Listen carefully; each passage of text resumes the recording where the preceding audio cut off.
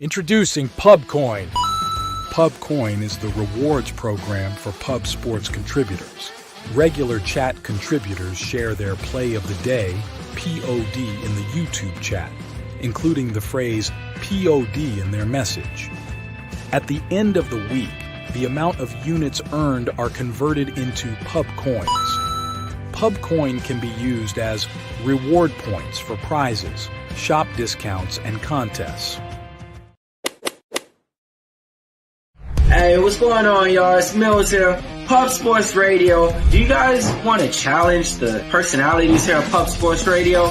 Do you guys think you're better than them at entering in your MMA predictions and picks? Would you want to get paid for it? $100? Here's how you do it, man. You sign up right here at the link below. It's just this easy. PubSportsRadio.com. Enter your email. Pick your weekly picks. That's it. Oh, and you get bonus points if you can predict how they're going to win in what round. Every single week, a new winner's getting crowned. So every Saturday on Pub Sports Radio. So come on and check us out. You can win $100 just for signing up. Only thing you need to do is see if you can beat us here at Pub Sports Radio by entering your UFC predictions and picks weekly. Do it. I dare you. See you guys soon.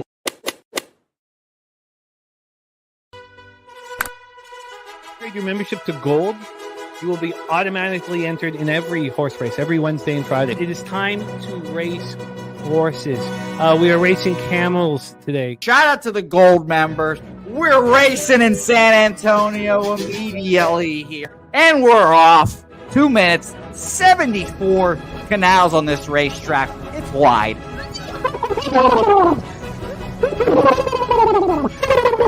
We're racing in San Antonio. Matt Wally moving forwardly. Jeff Slaughter in the mix as well. And as is Randall Sheffield, who's put that beautiful nose out front. But it's actually real grass here, Jimmy. Maybe Kentucky bluegrass. Oldie, no! There he goes. Oldie in the lead now. K. Wolf falls back. The horses love it.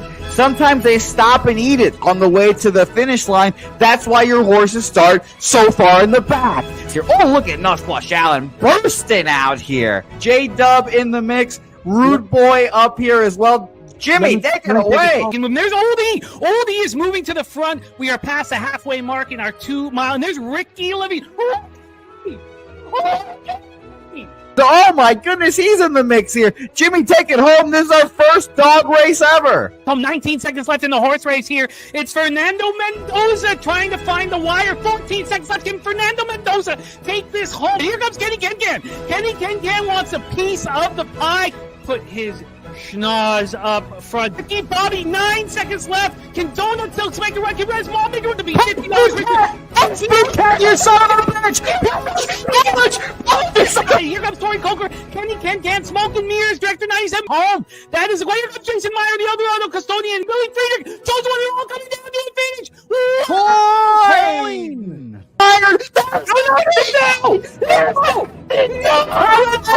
Nowhere! Oh no! Fanatical Jim!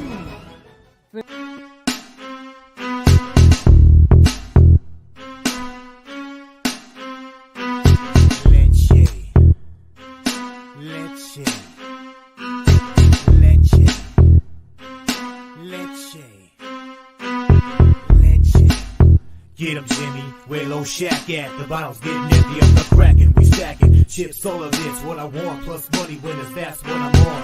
You can say I'm gone, I prefer elevated Pub Sports Radio. Time to get educated, who can produce, fade the juice, letting loose with so much abuse that the bookies wanna call it truth. They get slaughtered, can't forget Jeff and Low Baggers in the chat. That's a little weapon, cause we need, oh yeah, pubbing.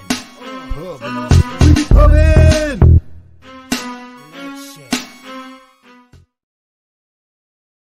What up, cappers, gamblers, punters, hustlers, low baggers? Happy Thursday, October 17th to all of you.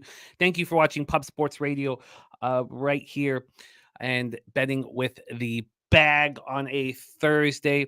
As you can see, my co-host Jose Bouquet joining us for the top of this program because the Southtown 101 family is dealing with a lot of grief right now.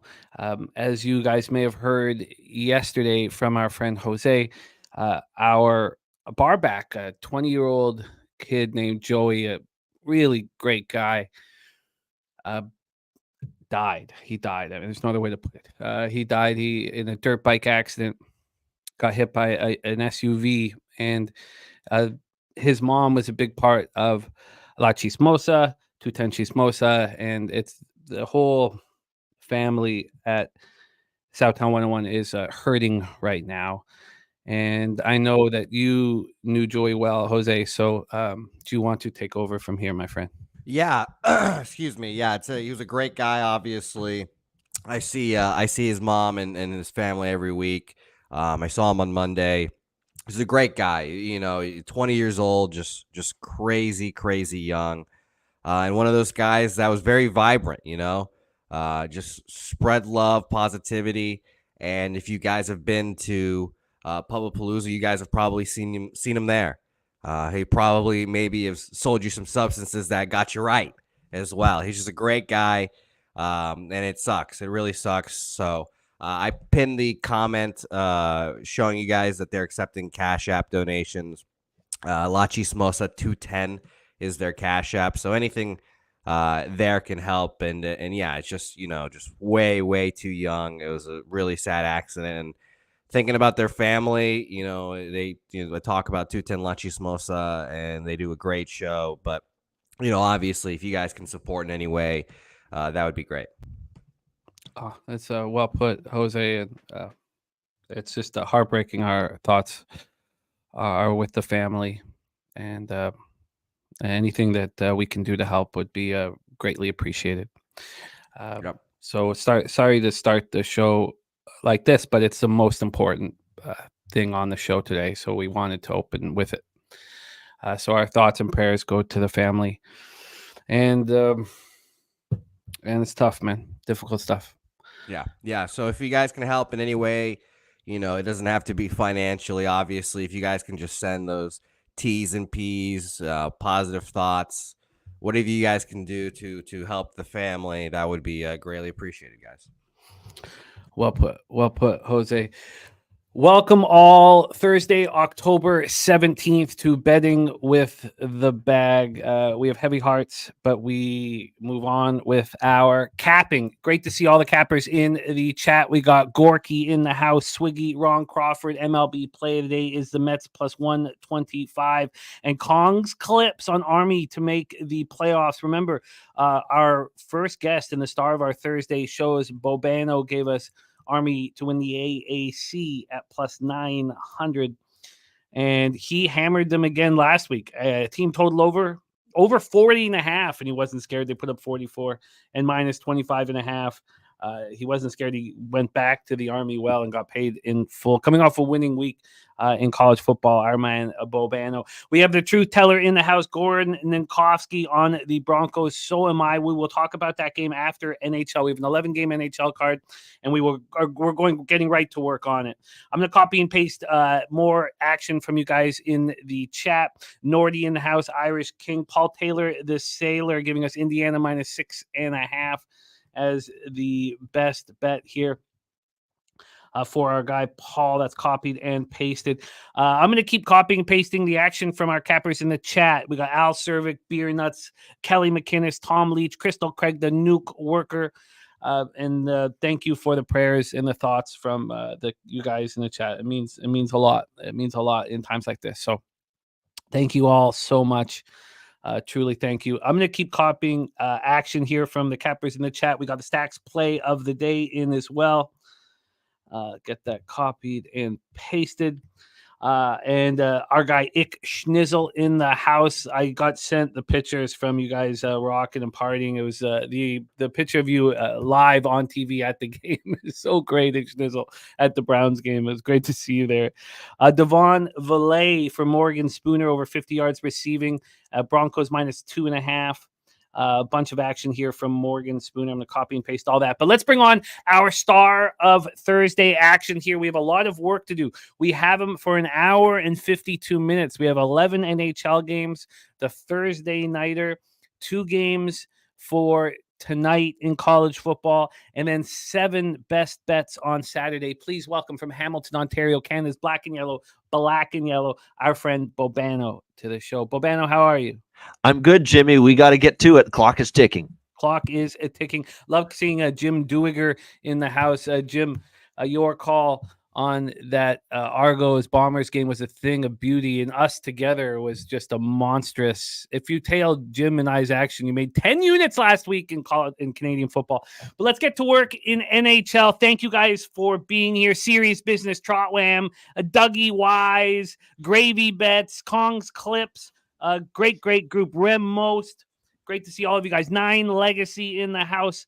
Going to keep copying and pasting action. Schnizzle will be live at Guardians Yankees Game 3.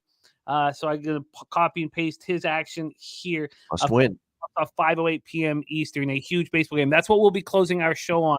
Time to get to work in the National Hockey League. And there's Big Ragu in the house who says, get that bag, boys.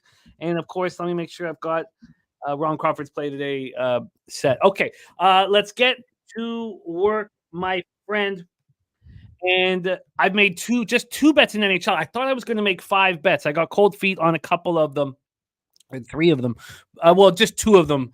I'm moving on these dogs too early. There's no need to move on them early. The lines, we keep seeing them move heavily towards the favorite. Both of my bets last night, the line moved heavily against me, and cashed one and pushed the other.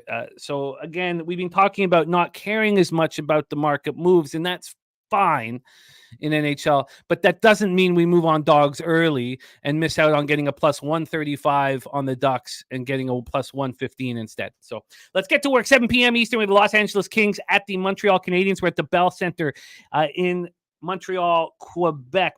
Sammy Montembeault, who's looked spectacular thus far this year, 2-1-0, 2.03 goals against average, 942 save percentage, 1 shutout. Now, I did set the goalies up last night, so there could be changes. So Bobano, interrupt anytime I've made a mistake with the goaltenders.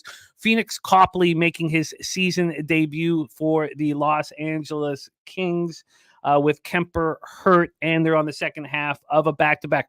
Now, I do have the power play and penalty killing stats out. Maybe I'm a little early on them. We don't need to put too much emphasis on them, but the Kings power play at 21%, penalty killing at 70%. Montreal power play at 23.5%, penalty killing at 92.9%. Montreal Canadiens here are at a plus 120. They opened up at plus 101, and they've been undervalued by the marketplace all year long. I want to back them a lot. I plan to be on them often. I think this is a really good young hockey team. The thing is can you back them against a Kings squad on the second half of a back-to-back after losing their 3rd straight game? They lose to the Leafs 6-2 last night. This is the final game of a 5-game season-opening Eastern road trip. It doesn't officially end, but they get to go home because they play Anaheim next. After allowing 3 goals in their first 2 games, they've allowed 14 in their last 2. Yes, they're missing Drew Doughty and right winger Arthur Kaliev, and who are both out long-term, but you just don't want to fade a team in this situation. But I do not want to fade Montreal at home as a dog. So I'm betwixt. We'll hear if Bobano is found an angle. Habs coming off the 6-3 loss at home to Pittsburgh on Monday. This is the final game of a 3-game homestand for them. Let's get into the total movement here and then hear Bobano's take on game 1 of 11 in NHL this evening. This total is at 6. It's minus 110 to the under. There's been a 9-cent move to the under. These teams are both playing high-scoring games, but of course, the Kings have allowed 14 goals in the last 2 games. Can you imagine what's going to be screamed at them before the game starts? We need defensive accountability throughout the entire lineup. And that's why this total is maybe lower than one would expect. Take it away, Bobano, Kings Habs. Well, you could be hearing the same thing from Marty St. Louis, too. I'm sure he's not thrilled to see his team give up 6 goals to Pittsburgh the other night. So, yeah, I mean, you got to think both teams are going to try to focus on being a little bit more tidy in their own zone. So I'm on the Kings under their point total this year. I'm on the Kings to miss the playoffs. And I feel I haven't been betting against them enough on this current road trip. But Ottawa, I didn't want to do it. Once Forsberg was confirmed in net, I didn't trust him, and we saw why. He gave up 7 goals in that game. They won, though, Ottawa. And I talked myself out of taking Toronto last night, even though I kind of leaned to going against LA because, the Leafs in the past lose those kind of games on a Wednesday night at home in a quiet environment against a Western Conference team. But sure enough, the Kings lose that one as well. I feel like I don't want to miss out on another money-making opportunity to fade LA. And the motivation surely will be there, I'm sure, coming off the back-to-back losses on this road trip, but it's 3rd and 4 nights. Both goalies had to play last night. You're seeing this team miss Drew Doughty badly right now. Poor Brant Clark, who's going to be a great defenseman in this league. They're asking him to play top pair minutes. He's getting abused by Austin Matthews last night, taking a stick penalty in that game, leads to a power play goal. He's going to be a good player. He's not ready to be a top pair defenseman, though, clear as day. They've got issues on the back end. They've got issues in goal. I don't think their team speed is all that great either. I think you can beat them with speed, and the Leafs were just look faster than them, and even Ottawa looked faster than them. And then you see this Montreal team. Now, they're still a work in progress in their own zone, but if Montembeault rises up, he can steal a game. He did that against Toronto, and they're outstanding up front. The speed, the puck movement, the power play potential with Lane Hudson quarterbacking it to go with Caulfield, Slavkovsky, and company. That could be a very lethal power play, and the Kings' penalty kill really stinks right now. So I'm not passing up another opportunity to fade LA. They can be motivated all they want coming off 2 straight losses. They can't be favored by this kind of price range on the road right now. So I'm on Montreal here, plus 126 at Bet Rivers. I respect it very much. Montreal plus 127, was that? Plus 126. Yeah, plus 126. It's a great line. Look, I respect it very much. I just can't do it under these circumstances. But I'm telling you, I picked Slavkovsky in the hockey pool. I'm high on the Habs, higher than the market, which should set us up to get paid as we move forward. Unfortunately, I can't here. Londo, I would never fade you, but I am against one of your bets.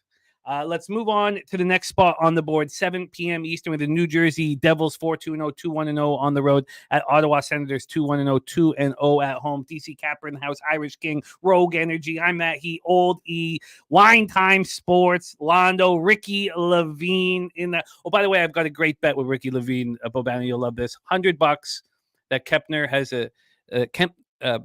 Darcy Kemper has a save percentage under 903. Under 903, but he must play 40 games. Play 40 games. He looked good against Buffalo, but typical Darcy Kemper. The next game, he was awful. It's a fun bet. It's a fun bet for both of us to follow throughout the year. Let's talk Devils, Senators, Canadian Tire Center in Ottawa, Ontario. Now, Ullmark, they have said, is dealing with a muscle sprain, is progressing in his recovery, and could play tonight. If he plays tonight, I will be on the Ottawa Senators. Are they creating a situation where they're going to be tough to beat at the Canadian Tire Center? If they are, we know it can be kind of a tricky place for road teams, kind of a sleepy spot. I want to bet them at home. I want to bet them at home a lot, but I can only do that if Linus Ullmark is in between the pipes tonight. So I have stayed off of this spot. I do not think that Jacob Markstrom is going to have a good season. I don't. And I know so many people do. I've watched him for too long. He's too average of a goaltender for me. And until Pesce and Hughes come back, I don't think this is a very strong defensive group in front of him. You have Palat. How many strong defensive forwards are on this New Jersey Devil squad? Not very many. We'll see. I also don't like him. He bothered me with the Flames, even though he was a sieve a lot of the times, but he was also a Canucks goaltender that kind of, And he's a good, nice guy. I just don't, as a goaltender, I'm talking about. So let's talk about this spot. New Jersey finishes their 2-game road trip here tonight. They opened it with a 4-2 loss at Carolina. This is their 3rd game in 4 nights. I want to fade somebody in their 3rd game in 4 nights. Coin saying Forsberg likely for Ottawa.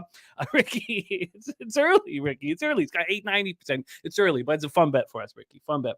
Mally Mal says Devils in 60 minutes. Nate Dogg saying Ottawa money line and leaning over. We got Pipe Layer in the house. Red Girl joining us. Great to see you guys. Devils power plays at 20%. Penalty killings at 93.8%, which does, put a bit of a hole in my claim that they don't have strong defense. Ottawa's power plays at 38.5%. Now their penalty killings atrocious at 63.6%, but you could point the finger at Solskjaer or Forsberg because they both looked awful in that 8-7 win in overtime on Monday night.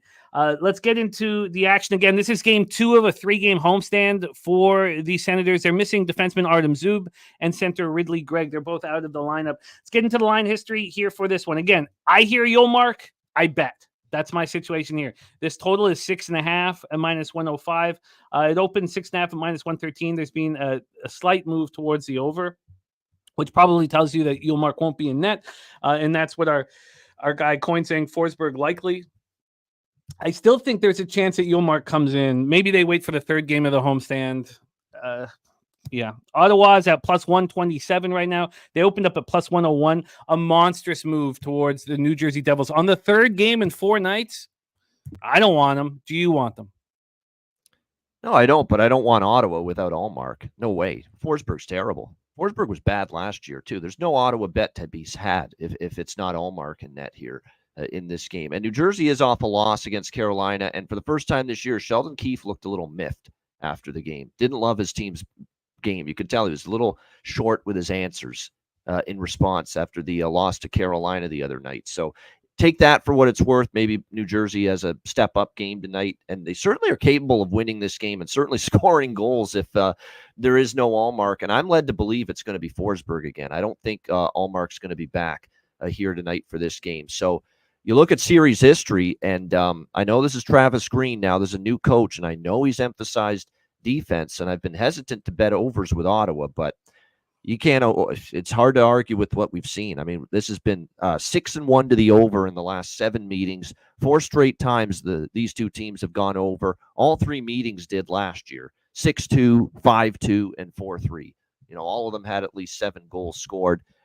Yes, Ottawa wants to tighten up, but we said that about LA, right? LA was supposed to try to tighten it up after the 8-7 shootout Monday, and they still gave up 5 goals in a loss to Toronto last night. So I really think the goaltending is an issue.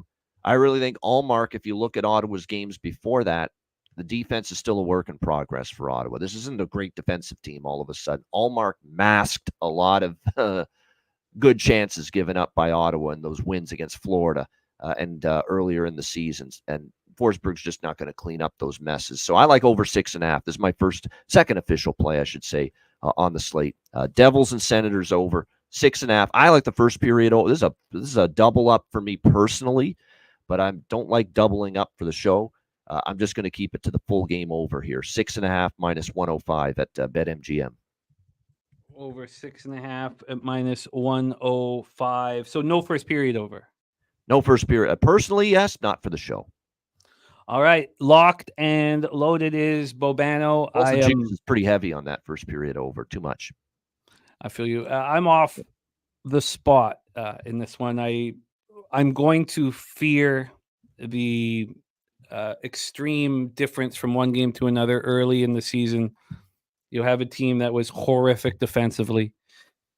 I'm not a Travis Green fan, and I don't like him as a coach, but I imagine he's going to try to get the best defensive play out of these guys. Whether they can do that against the high-scoring Devils offense, I can completely understand your look there.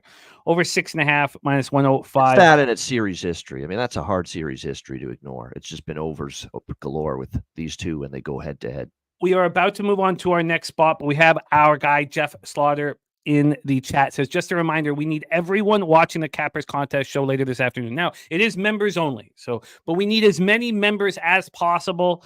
We went 4-1 with more people voting last week. We're now 14, 15-1. in the circa millions. Another winning week. We get into the black. Then we can start making real progress and get some real hope and excitement on the show. So we're not, if there's not 20 votes from our members, it doesn't count.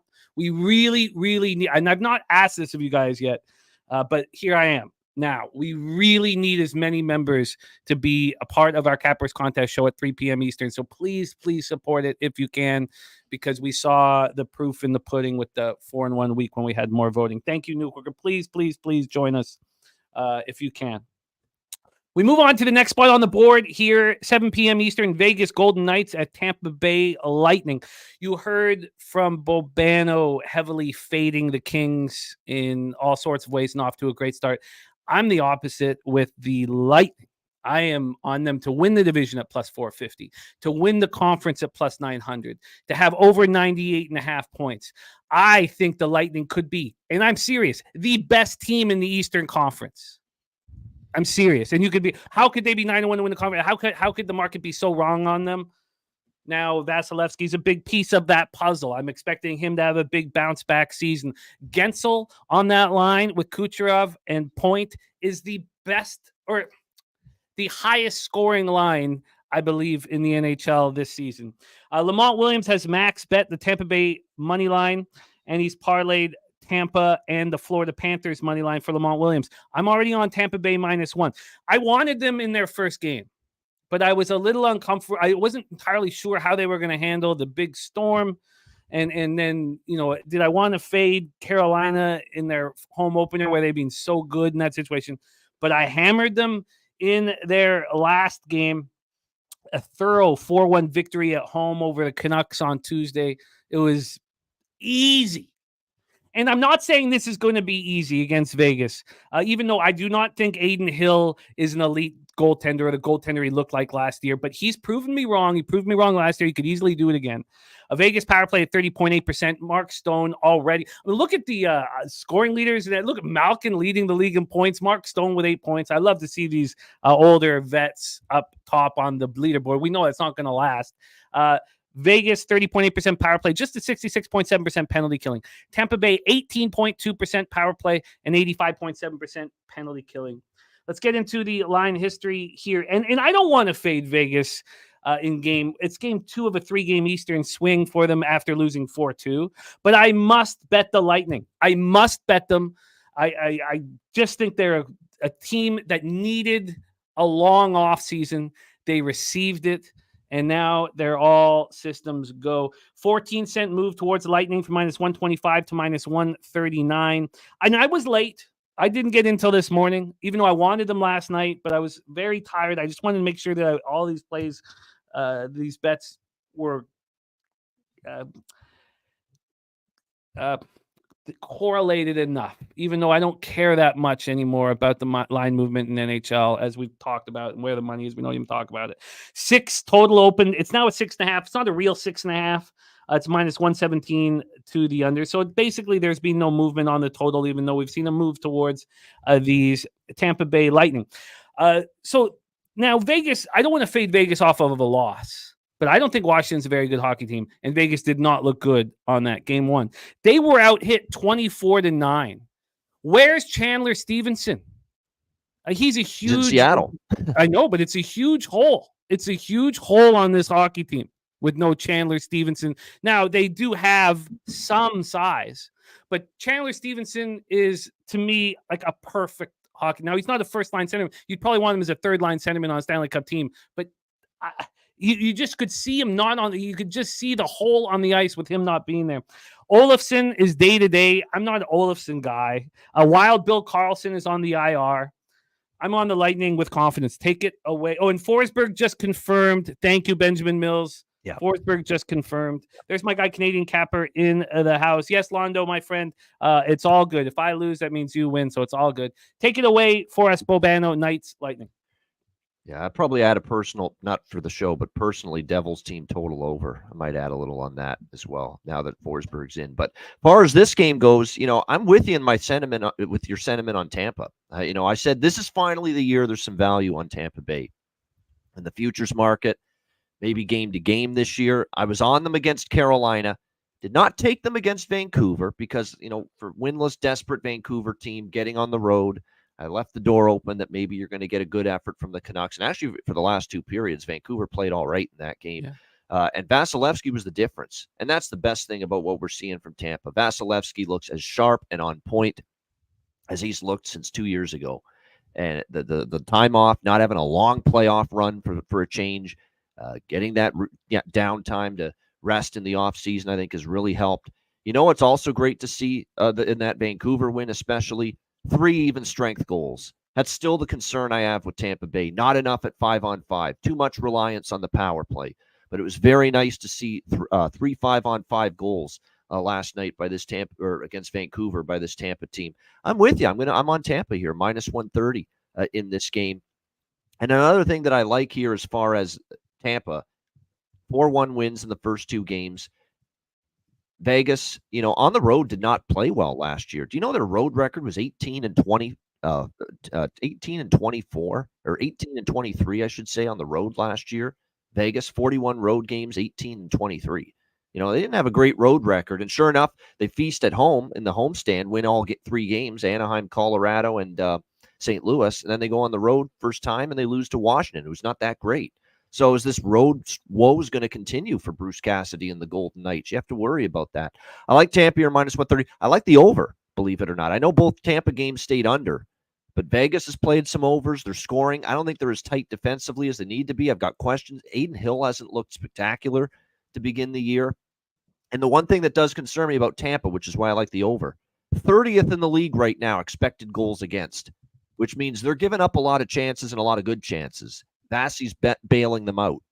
I think against Vegas has a chance to pounce on, capitalize, and finish some more of those chances. Again, 30th right now in the NHL in expected goals against Tampa Bay. So even though they've only given up 1 goal in each game, they've given up a lot of great chances, and the kind of chances maybe a better team like Vegas can capitalize on. So I like the over here, 6 -115, and Tampa Bay -130. You got it. I got Tampa Bay -1. Again, I was late. Could have moved on this last night, but sleeping and going over it again this morning early got me off of 3 bets. So, sometimes you're going to get a worse line. Got to deal with that. I got -1 at +125. I got this at Bet365. I got the money line at -135 and the puck line at +195 for a +125 score. We move on, but Bobano and I in unison there. And here we go. Vancouver Canucks and Florida Panthers. I'm on the Vancouver Canucks. I'm very confident in these. Probably this is the most confident spot on the board. Wow. But in saying that, confidence in Vancouver is bold, but continue. Oh, yeah. This is my most confident spot on the board, the Canucks. And I just made a 1-unit bet, though. I'm not opening it up. I'm not adding first period. I kind of do like the first period, though. Now I say that out loud. So maybe I do more on it. But I love this spot. I absolutely love this spot. And you'll see it all year long. The teams that need a win, that lose their first game in Florida, whether it be against Tampa or Florida, they come out guns a-blazing in the next game. Then you have Matthew Tkachuk now out a week with this illness. He's going to be out for the next week. You have Alexander Barkov out with a lower body injury. Now, is Kevin Lankinen going to be the man here? I don't think so. I think there's a ton of pressure on Shilovs and Lankinen. I think Patera will get a shot here. There's obviously question marks around the goaltending in Vancouver with our Iron Lady not around. Iron Lady resting, knee injuries, knee surgeries nonstop, hip surgeries nonstop. So Canucks coming off their 3rd straight loss to begin the season, 4-1 at Tampa on Tuesday. Power play at 25%, penalty killing at 83.3%. Florida's power play is at 11.1%. You take Barkov and Tkachuk off of that power play, watch it struggle. And don't forget, Brandon Montour is in Seattle. So this is game 2 of a 4-game road trip. This is as must-win as you can get. Look, Rick Tocchet is the toughest guy on the Canucks. And you better give everything you have on the ice tonight, or there will be consequences with Rick Tocchet.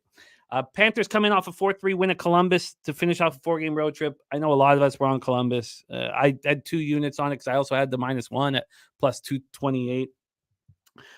So that was tough for the wallet and the record. This total is at 5.5. It's -111 to the over. This opened up at 6. So we have a real legit move towards the under. It opened up at 6 as a pick'em. It's sharp money moving this under.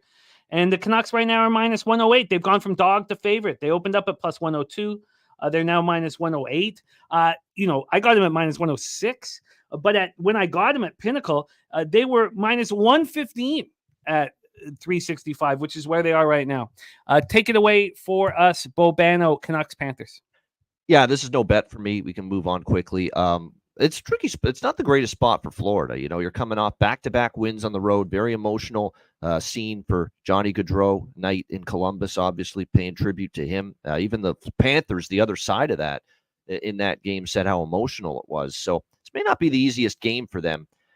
Vancouver, there's not a lot I'm liking. I certainly think from a spot perspective, certainly desperation should be there. Tocchet wasn't happy about their start. What I will say is if you like Vancouver, I actually think it might even be a better option than the full game because I am worried if they win the game, the first period, because he wants a better start. And they haven't had a lot of good starts, Vancouver, lately. So maybe a Vancouver first period. For me, though, I'm off this game.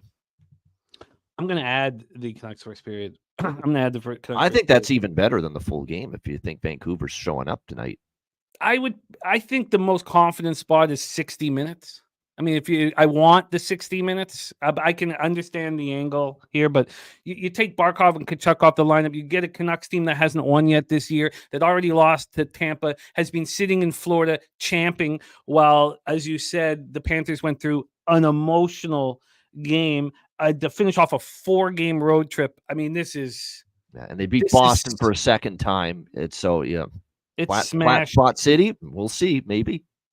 Let me just, my dude has a question. My dude, we'll talk about, I guess we don't have Colorado today. And they are still banged up. There's still no Barkov. There's still no Tkachuk. Incredible effort from this team to get through without those guys, these last 2 wins, but those are still big pieces you're missing.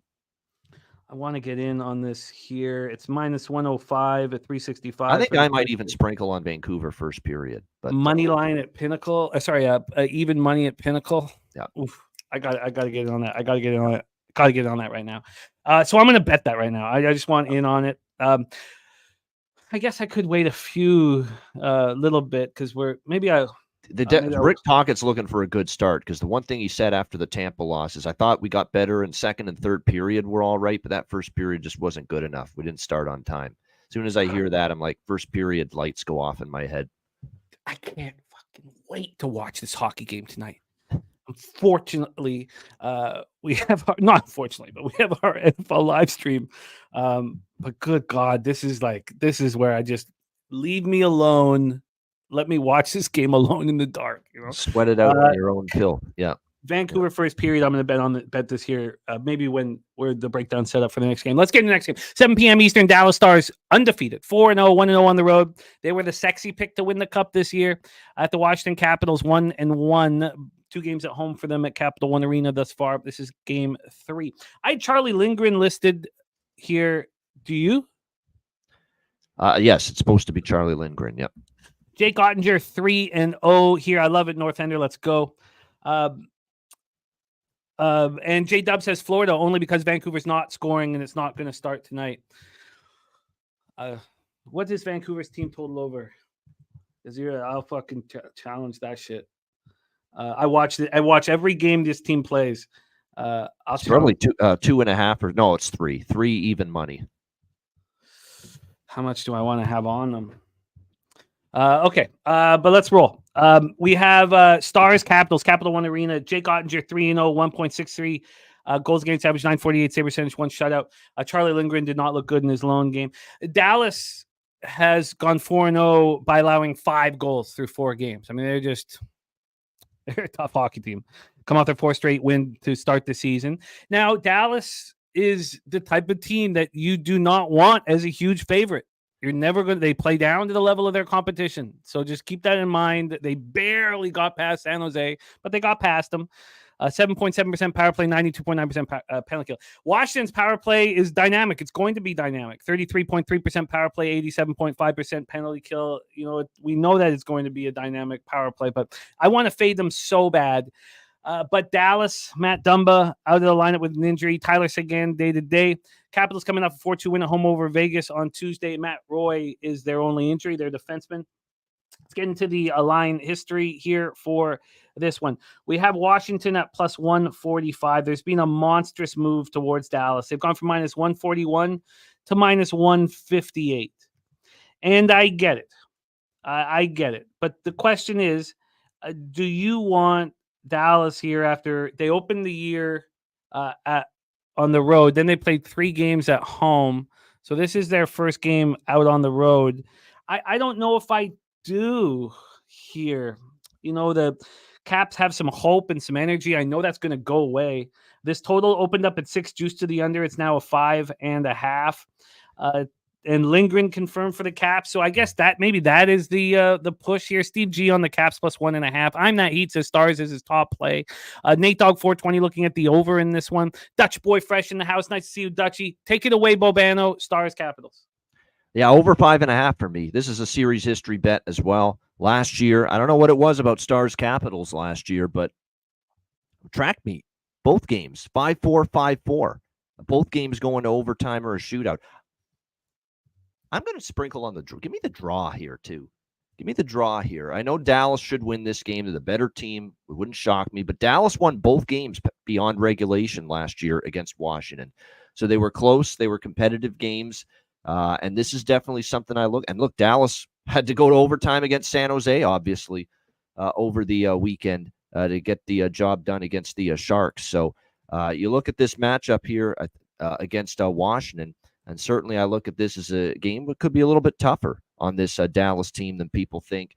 Washington, they're playing hard under Carberry. I mean, they've only played 2 games, 5-3 loss to New Jersey. I really love the Devils in that spot because of the fact the Devils have played a few games. It was Washington's first game of the season. Devils took advantage of that. But I like their effort against Washington. And but that was Logan Thompson in net. They're going back to Lindgren.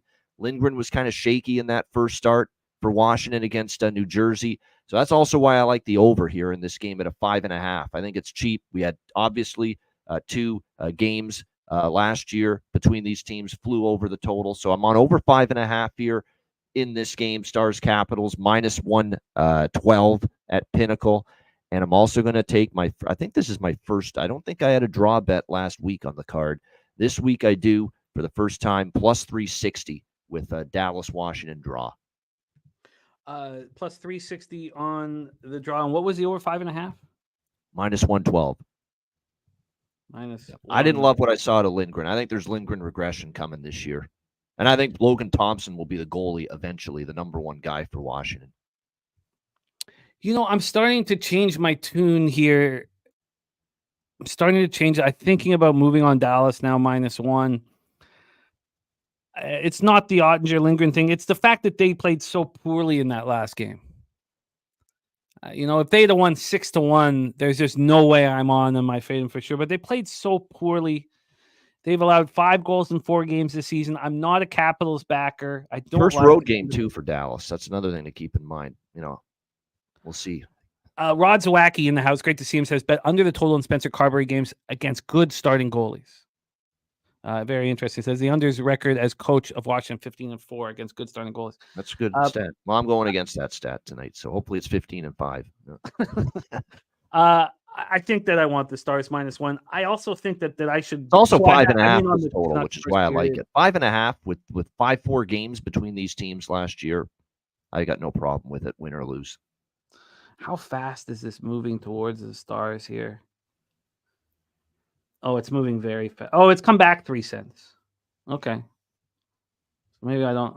It was moving. It moved. God.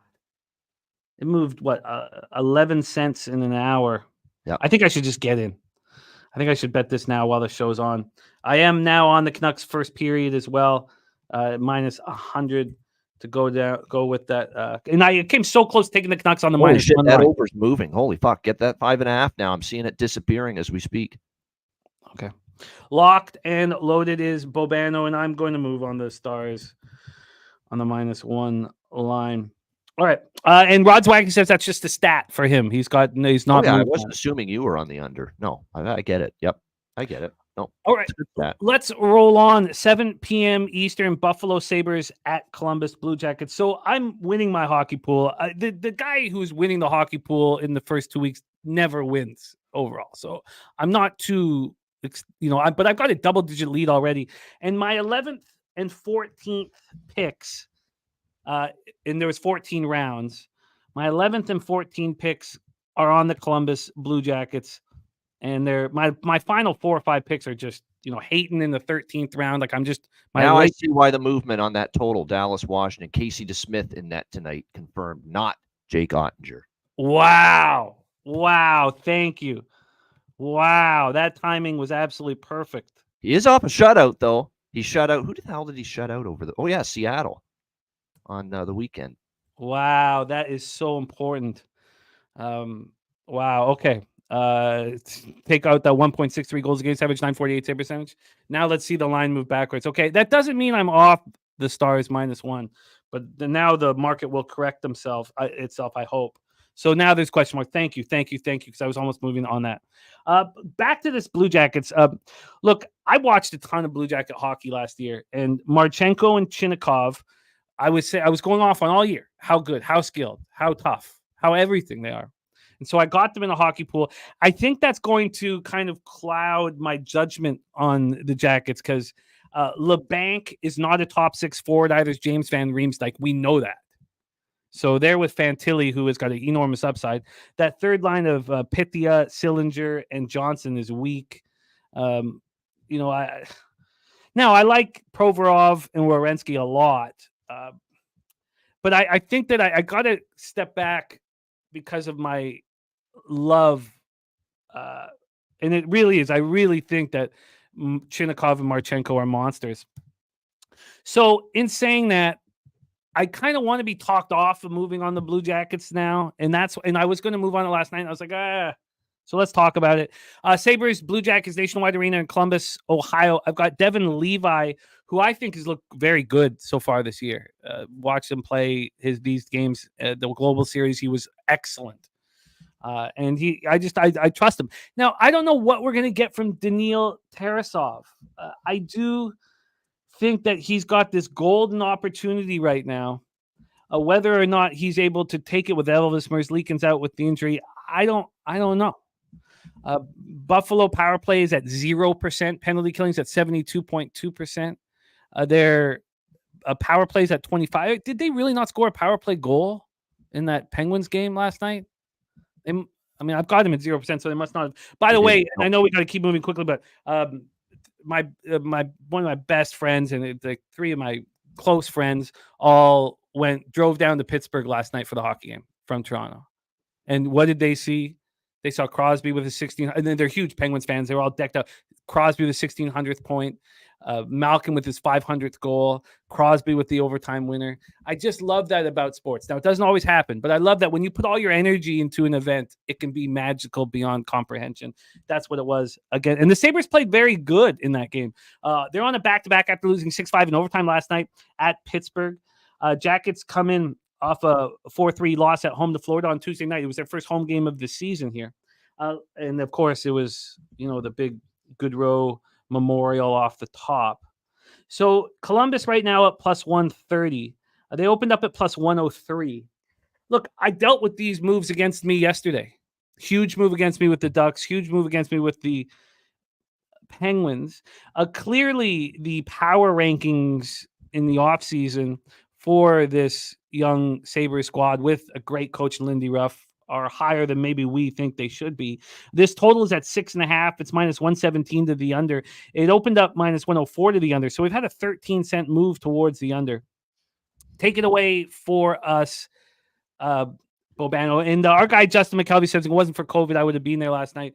Justin, I know that you've been dealing with COVID, and I hope you're feeling better, man. Let's all send Justin some healing energy. Let's get him back, a hundo. Thank you, Justin. Hope you can get better here. Take it away here for us, Bobano, Sabres Jackets. Tarasov's in net. for Columbus. I see that. How much of an upgrade he is a question, a different question entirely. This was always a game where whenever it was Sabres Jackets for years and for a good couple of years, I always bet the over. The last 2 meetings last year stayed under. I don't know what we're going to get from to be able to go over the total. You need energy. You need, a good amount of pop in your game.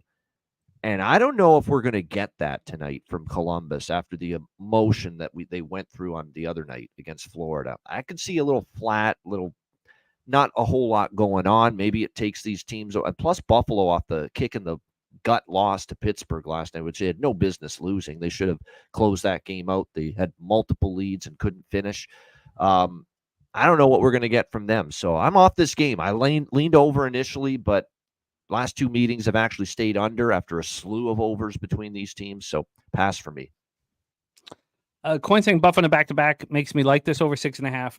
The Penguins are devoid of you got Letang and Carlson out there. I think that we should just blind bet overs in Pittsburgh. That's Penguins what I've been doing with Pittsburgh. Yes, it makes a ton of sense. I'm late to the party. I was on Sabres team total over, full game over, first period over last night in that game. Beautiful.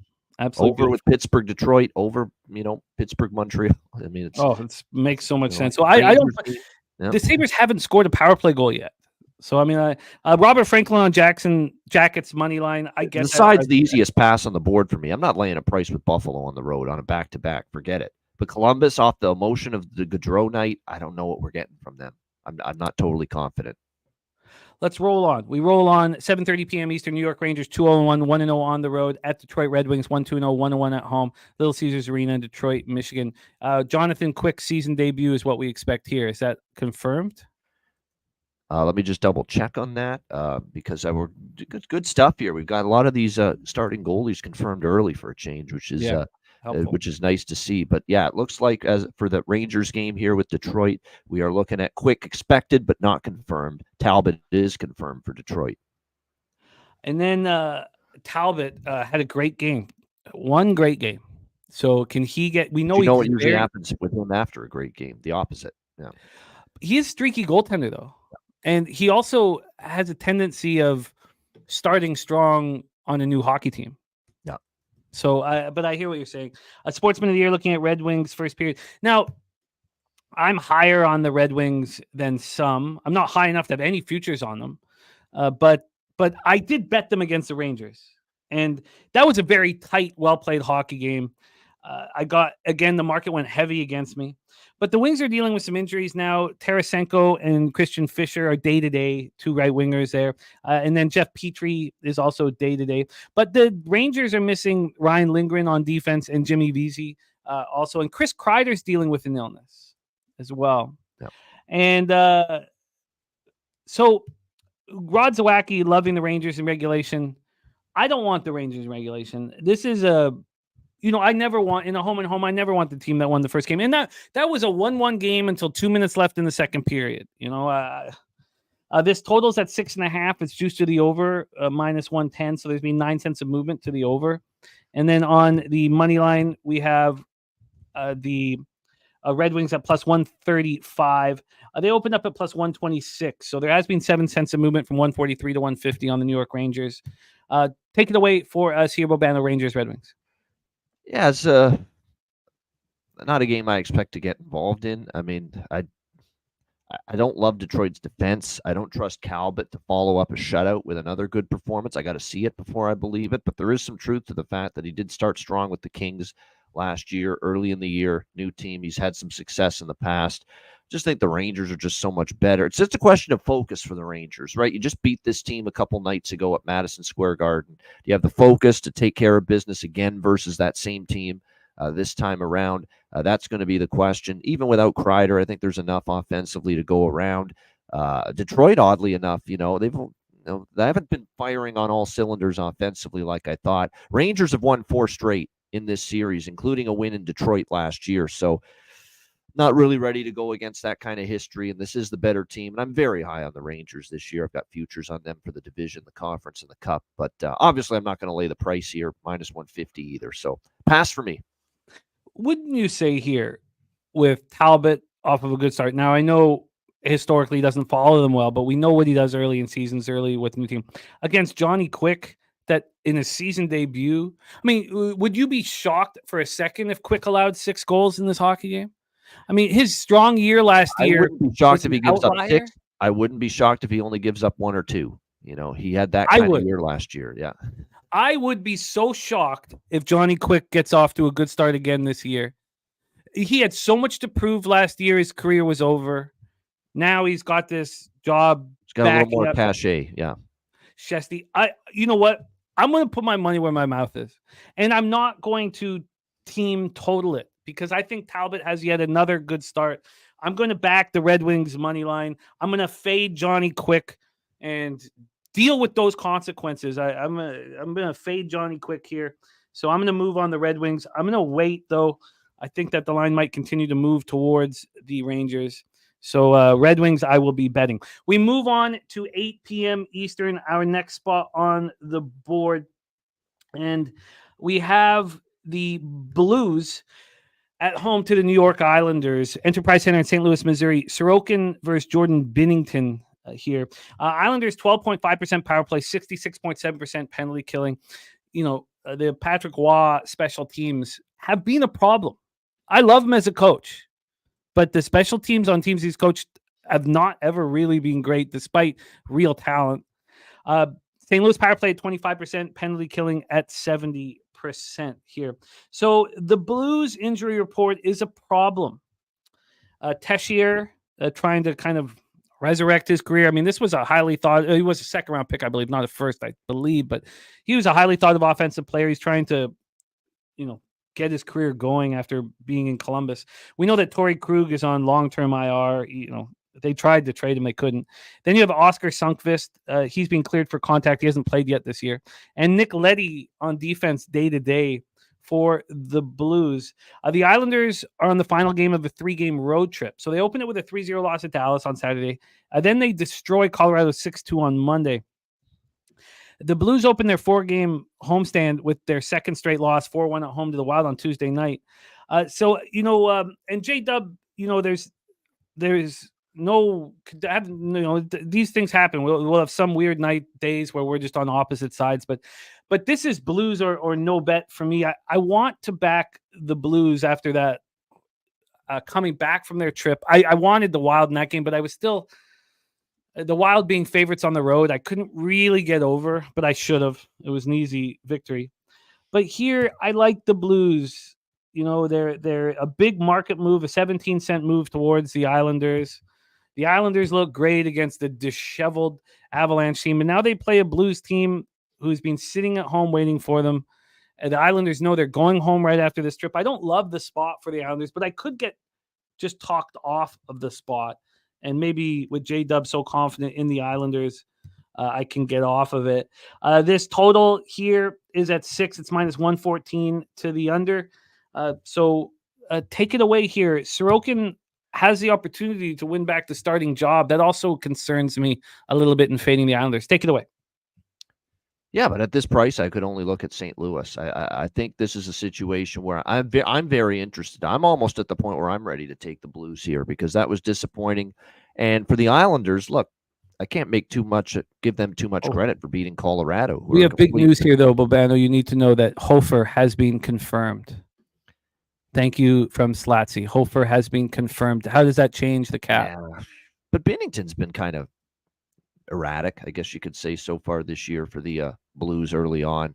Hofer is Hofer's had a couple good starts. It's just never sure when it's going to be. And I didn't love his outing against San Jose, giving up 4 goals in that game.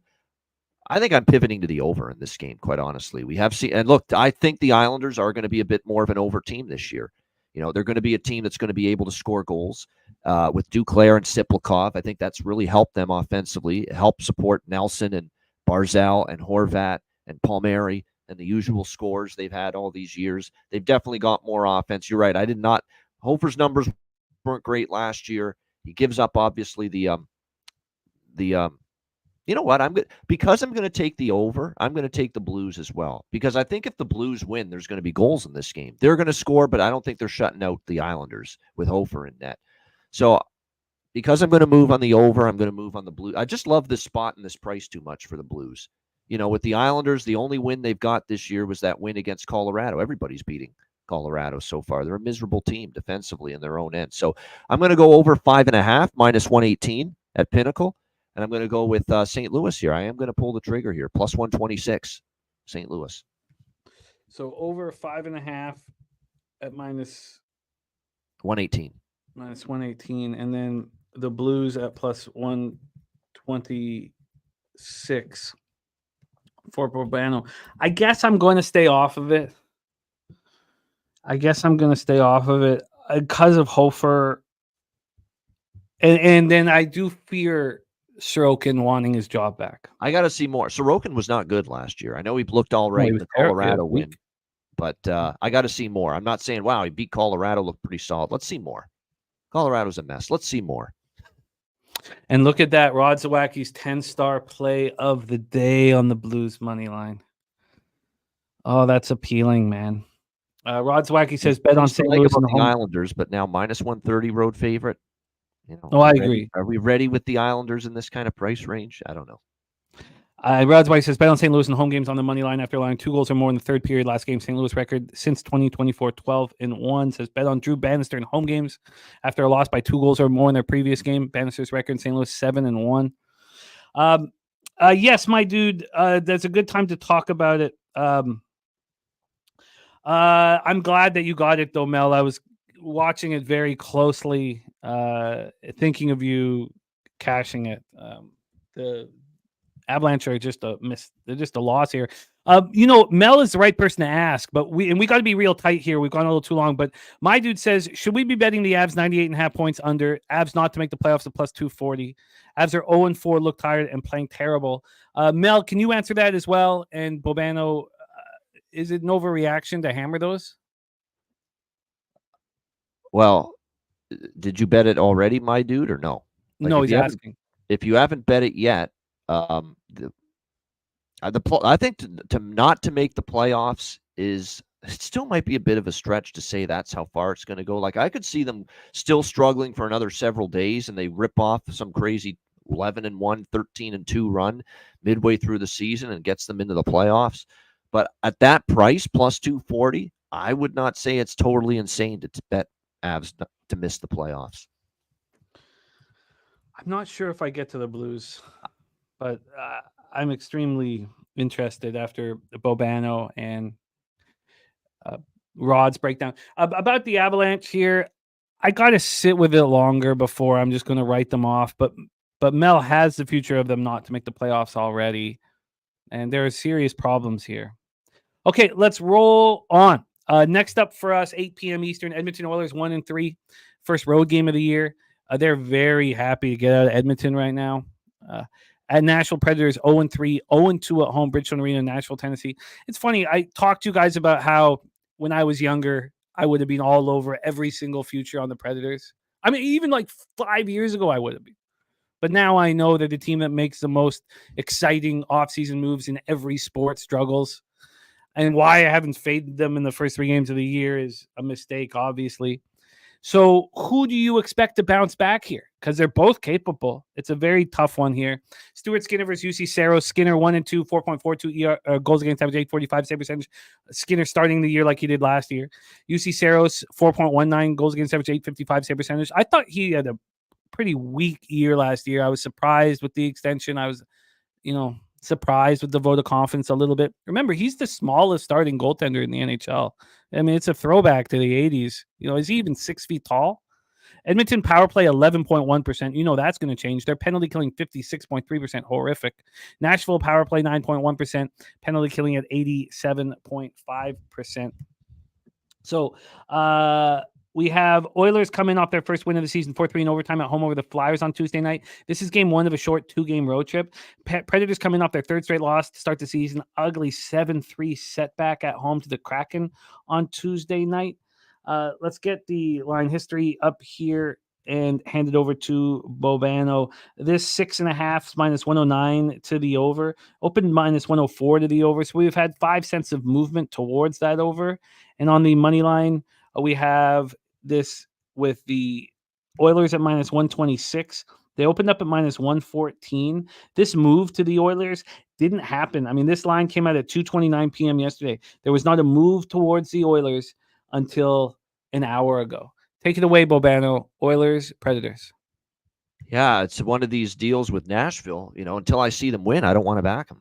Let me see a win. Let me see a better performance. Let me see what they can do here to get off the schneid. And it's to be honest with you, Stamkos and Marchessault not exactly ripping it up early in the season, are they, for this Nashville team? So it's just, that chemistry is just not there yet. So I don't want to bet it to be there until I see evidence of it with a victory on the board. And look, Edmonton's got positive momentum, right? They're off the schneid. They got the first win of the season to wrap up the homestand against Philadelphia. Nice comeback victory there. We'll see if they can carry that over here into Music City in this game. For Nashville, they haven't scored more than 3 goals in a game, so their offense has been kind of suspect here early in the year. This is just a game I'm going to stay off. I lean a little bit to Nashville at the price, but I want to see Nashville get it done first, so I'm off it. I'm off of it as well. Let's move on to 8:30 p.m. Eastern. San Jose Sharks 0-1-2, 0-1 on the road at the Blackhawks 1-2-1. Their home opener at United Center in Chicago, Illinois. We don't get the Celebrini Bedard matchup. We'll get a lot of them, but we don't get it to start yet. We have Mackenzie Blackwood and Peter Mrazek both getting off to good starts this year. Now, Mackenzie Blackwood doesn't have a win. The Sharks don't have a win, but he's got a .910 save percentage, as does Mrazek, who I think is going to take a step back this year. Chicago Blackhawks power plays at 33.3%. We expect that all year long with Connor Bedard out there. 77.8% penalty killing. The Sharks are perfect on the penalty kill this year. They're a well-coached squad, 12.5% power play. Now, I want them.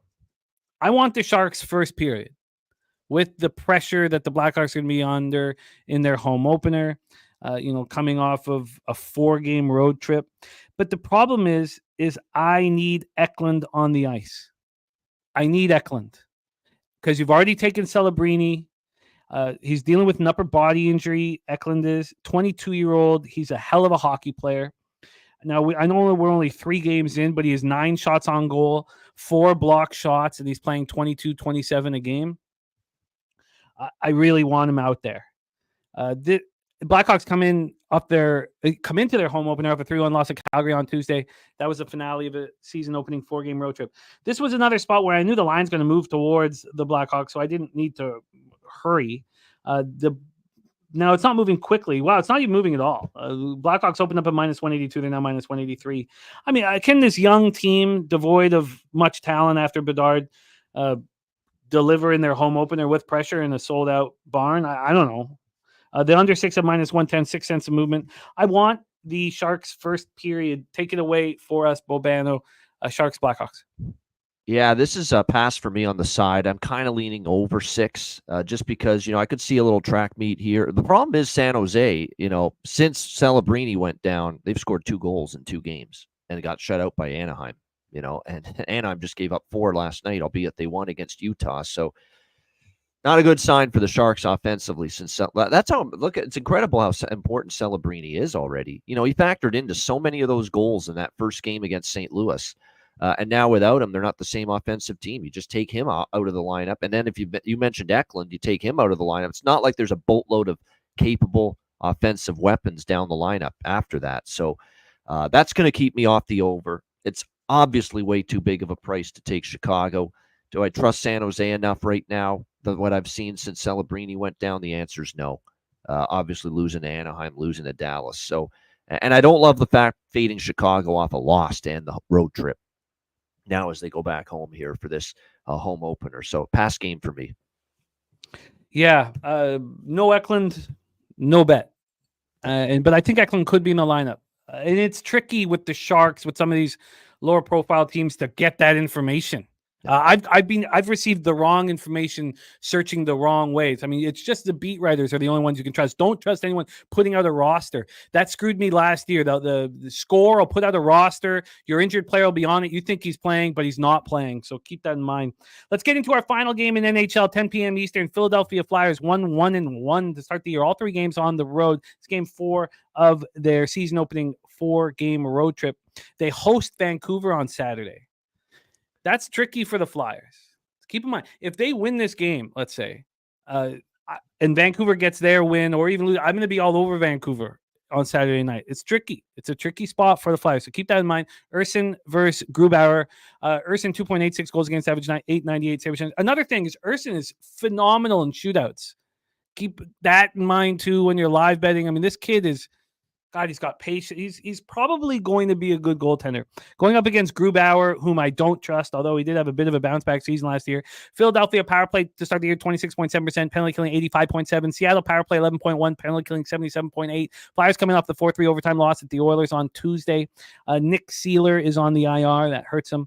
Kraken coming off a 7-3 win in Nashville on Tuesday. There's no way I want Nashville.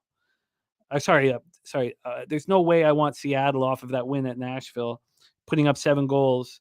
It's too bad because I don't know exactly how to handle Philadelphia, honestly, right now. This total opened up at 6, dropped to 5.5 for a cup of coffee. It's back at 6. We actually had no movement. This was minus 115 to the under, now minus 114 to the under. So no movement despite that cup of coffee at 5.5. And we have Seattle at minus 130.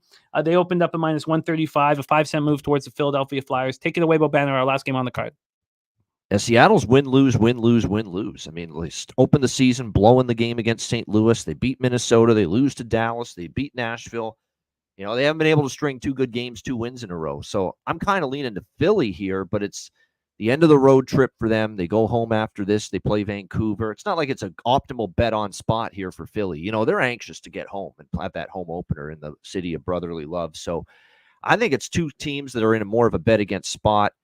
What I am on here for an official play is we saw 2 1-goal games last year, and the game in Seattle between these 2 teams, I think I was on the draw as a bet on this very show last year as an official play. Philadelphia at Seattle last year, and I cashed it. I'm going back to the well. Give me the draw. This is my second draw on the card tonight, plus 340 at FanDuel.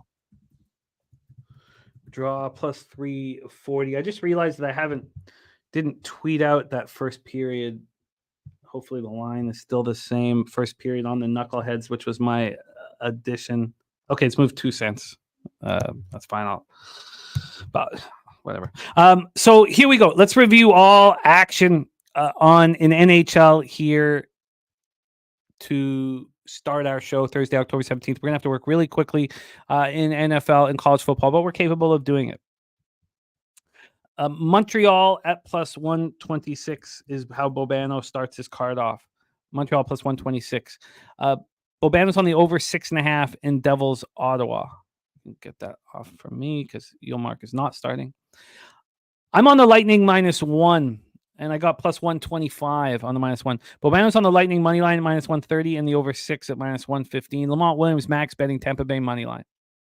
He's also parlaying them with the Canucks, and I think the Canucks are the best spot on the board. The best.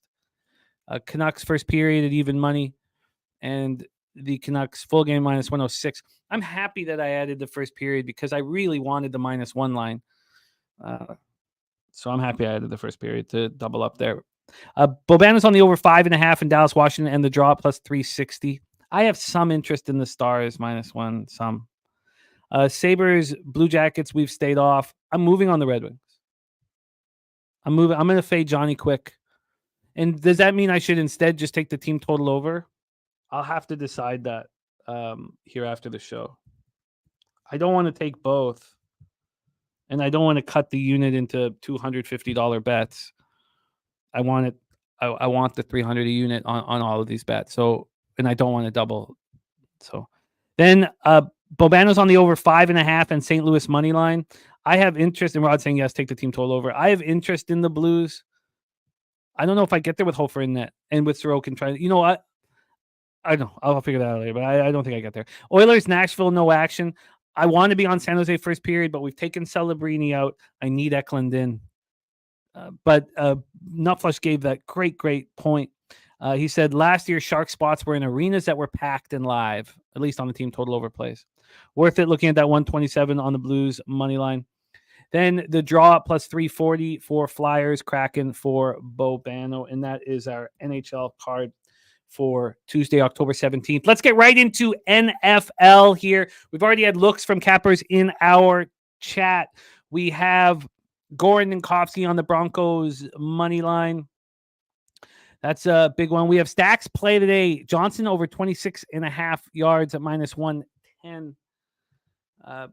Then we have Morgan Spooner on Valet over 50 receiving yards at plus 260. Broncos minus 2.5. Those are Morgan Spooner's favorite plays on the card. Then we have from move down here. Sorry, we have from Res Mob. He's got a 4-unit. Res Mob doesn't mess around. 6-point teaser for me today. Broncos and the under. And I'm on the Broncos. This is I do not think that the Saints have the ability. I don't know if any team in the league has the ability to handle all of these injuries. No Rashid Shaheed, no Chris Olave. Take them out of the lineup. And that's, I mean, God, remember the Eagles without AJ and Devonta? I mean, it's a mess. But that isn't even the issue. So sure, yeah, focus on Foster Moreau and use Kamara, sure. Then you have the defense battered. I mean, we're talking battered. Oh, by the way, you're also missing Taysom Hill, so that you can't let Spencer Rattler have too much creativity. You don't have the starting center for the Saints, Eric McCoy. You don't have his backup, Cesar Ruiz. I mean, this is just. You don't have Lucas Patrick here. You don't have Pete Werner coming back from the hamstring injury. I mean, if Pete Werner was coming back, let's just make sure that hasn't changed yet. I mean, Pete Werner is such a monster. He's so good. No, he's out for the third straight game. I mean, this is just a horrifying spot for the New Orleans Saints. Horrifying. And you have a Broncos team where their coach wants to come in and beat his old team. Now, of course, you have Dennis Allen wanting to beat Peyton. Look, I get all that, but let's just go over some stats here. I don't think the New Orleans Saints stats are relevant.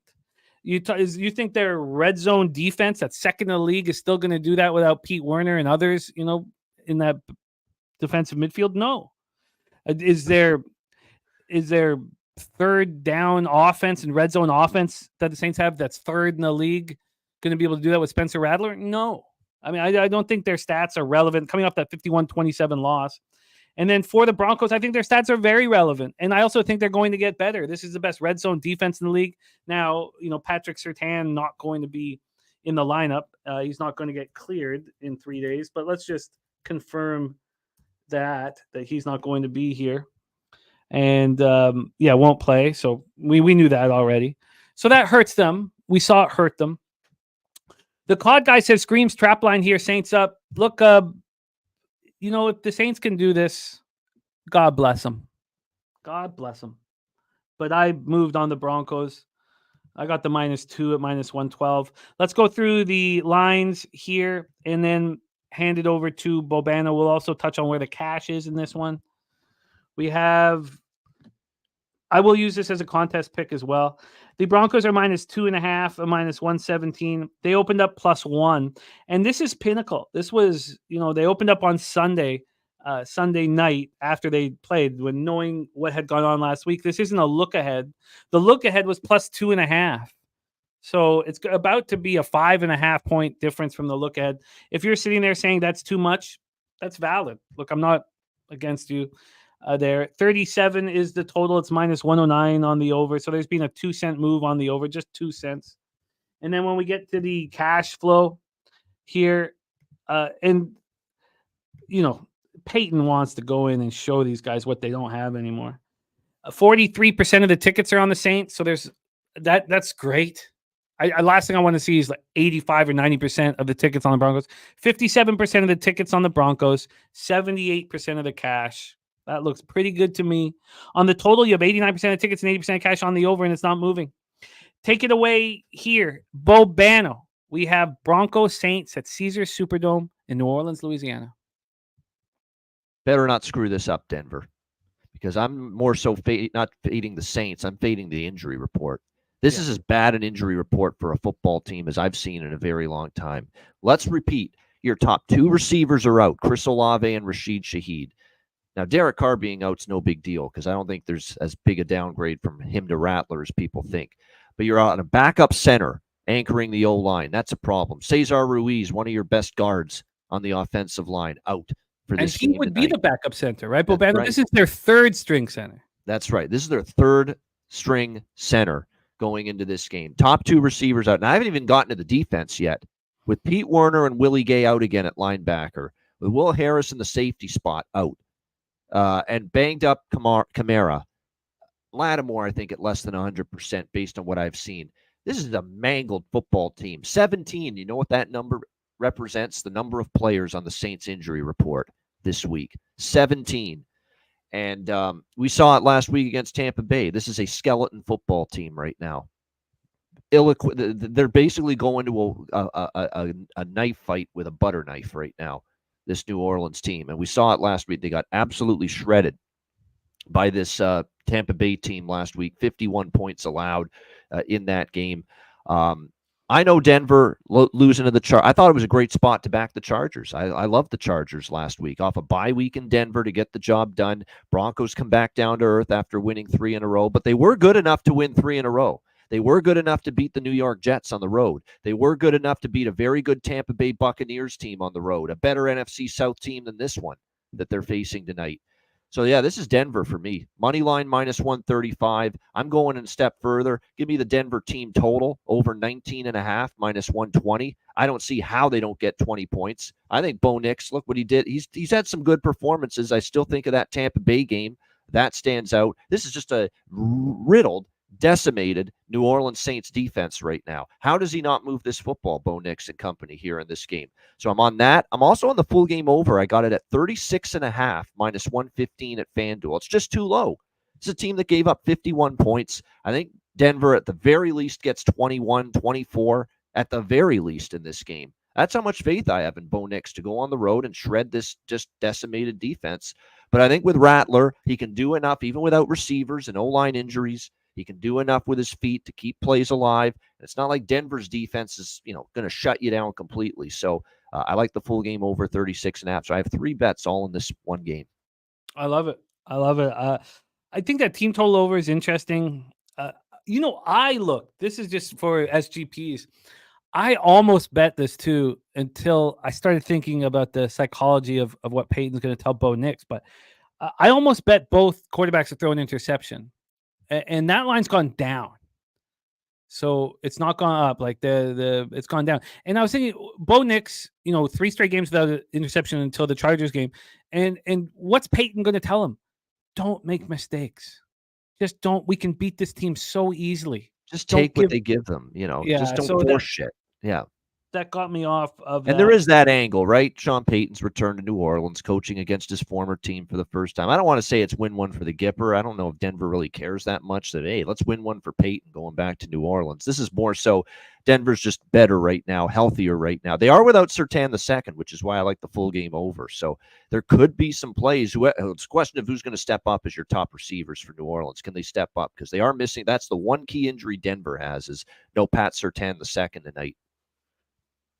Yeah, and we saw that cost me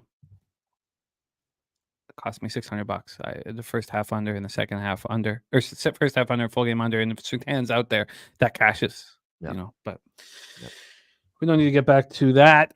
So here we go. Bobano on the Broncos money line, team total over 19.5 and the over 36.5. I'm on the Broncos -2 at -1. And we have Denver off a loss, so that should be in focus for the road favorite here. Oh, thank you, Kong. That means absolute ton. Thank you, Kong. Nasty Nate did take both quarterbacks to throw a pick. Look, I don't dislike it. I just that line is, interestingly enough, Bo Nix was -140. He's down to -125. This is just at 365. I don't know what the line movement between the other books. And then Rattler was -125, and he's down to -115. So the parlay is only gone from 210 to plus 220, but I was a little surprised, at that move here. Daryl Lyle says his action tonight will be on the live stream chat second half after he gets off work. But Kamara over 36.5, Kamara over 4.5 receptions, Rattler over 20.5 rush yards, and Nick's over 27.5 rush yards. Thank you for sharing that, Daryl Lyles. I'll share that with the group as we before our live stream tonight, which I can't wait for. So I will share that with the group. Copy and paste that right there. Robert Franklin on Bo Nix over 28.5 rush yards, Rattler over a half interception. Cod Guy on Rattler. Alt line 220 passing yards and a Saints win. True Teller on the Saints over 1.5 field goals. Bo Nix over 1.5 touchdown passes at plus 150 for Sportsman of the Year. Our guy Lucky Lefty. Shout out to our guy Sportsman of the Year, Lucky Lefty. Shout out to Tata Booker. Please send her our love. And let's get this all set up. So I will share all of this action here with the cappers watching the show this evening. And 15-7 live betting with you guys so far this year. It's been wonderful, and I want more money badly. Broncos minus 2.5 for Robert Franklin here, and we are ready to go. All right, time to move into college football. Let's get after it. We have 2 games on tonight's card and then 7 best bets. We have Bobano for 37 more minutes, so we must keep an eye on the clock. Oh, come. Let's get we'll blister through rapid fire style the weekend best bets in college football. That'll get us under the clock. I think we're going to be fine. Yeah, because it's 7. We have 9 games, 37 minutes. 4 minutes a game. I think we'll be just fine. All right, let's get into action here for us. We start tonight, this evening. Georgia State Panthers 2-3, 0-2 in the Sun Belt at the Marshall Thundering Herd 3-3, 1-1 in the Sun Belt. Joan C. Edwards Stadium in Huntington, West Virginia. Let's get into the X's and O's and the line history and the cash flow, but we'll let Bobano do the heavy lifting here. Georgia State Panthers off of 2 straight losses, both at home, and Georgia Southern is a tough loss, rivalry game, 38-21. Then they lose to Old Dominion. Both teams have the similar rival or similar game because both just played Georgia Southern. Against Georgia State, they lost 21-14. They were 2.5-point favorites, outgained, and we're down 21-7 until a late touchdown. It was an ugly game for the Panthers. And then for the Thundering Herd, who is also coming off a game versus Georgia Southern, they lost 24-23 at home to Georgia Southern, and they were in control of that football game. Marshall was up 23-3 going into the fourth quarter. I mean, we're talking 98, 99% win situation there, and they completely fell apart. They allowed 3 touchdowns in the last 6.5 minutes. They allowed 2 touchdowns in the last 2 minutes. An ugly, ugly performance by Marshall, and they must be an angry, angry group here in this one. Let's take a look at the line history and hear what Bobano has to say about the game on the board for us this evening. We have 2 games on the board for us this evening. And again, Marshall, an angry group. That was horrible. And they stay home for this, and they get right back on the field. So we have 5 days later, they get back on the field. We have Marshall -8 and -106. They opened up -9. We have a 1-point move towards Georgia State. On the total, we have a 51.5 -109 to the over. This opened up at 53.5. It did get down to 51, so we've had a half point of buyback. So we have a move to the under and a move to the Panthers. When we get to the cash flow on this one, we have 50% of the tickets and 66% of the cash on Marshall, but the line's not moving in their direction. And then on the total, we have 32% of the tickets and 67% of cash on the under. The line is moving in that direction. Robert Franklin on the over, Truth Teller on Marshall -8.5, Wine Time Sports on under 51.5, J Dub on Marshall -9. Kent Davis says the Marshall team can move the ball. Take it away for us, Bobano. Panthers, Thundering Herd in Huntington, West Virginia. Yeah, I like over here because of the fact that Marshall can run the football. And what's the weakness of Georgia State's defense? They can't stop the run. They've been awful against the run. And that's the key to Marshall. Marshall doesn't have a great duo of quarterbacks throwing the football. Stone Earl's okay. The other guy, Braxton's okay, but they're not great. They need to be able to run the football to have success. Georgia State will allow them to. They're a very bad run defense. On the flip side, Christian Veilleux is our Canadian quarterback from Ottawa, who's the starter this year for Georgia State. He's been up and down, though. He's been very inconsistent. Last week, he struggled quite a bit. This Marshall defense isn't great, though. We've seen them give up points. App State, they gave up a lot of points, even though they won that game in their last home game. And App State's offense hasn't always worked. So I think Georgia State can do some damage, too. Marshall should be able to run the football. Total's reasonable, the 51 range here. So we'll go over the total here with Marshall and with Georgia State here on this Thursday night. Best number out there with that looks to be over 51, minus 120 at Pinnacle.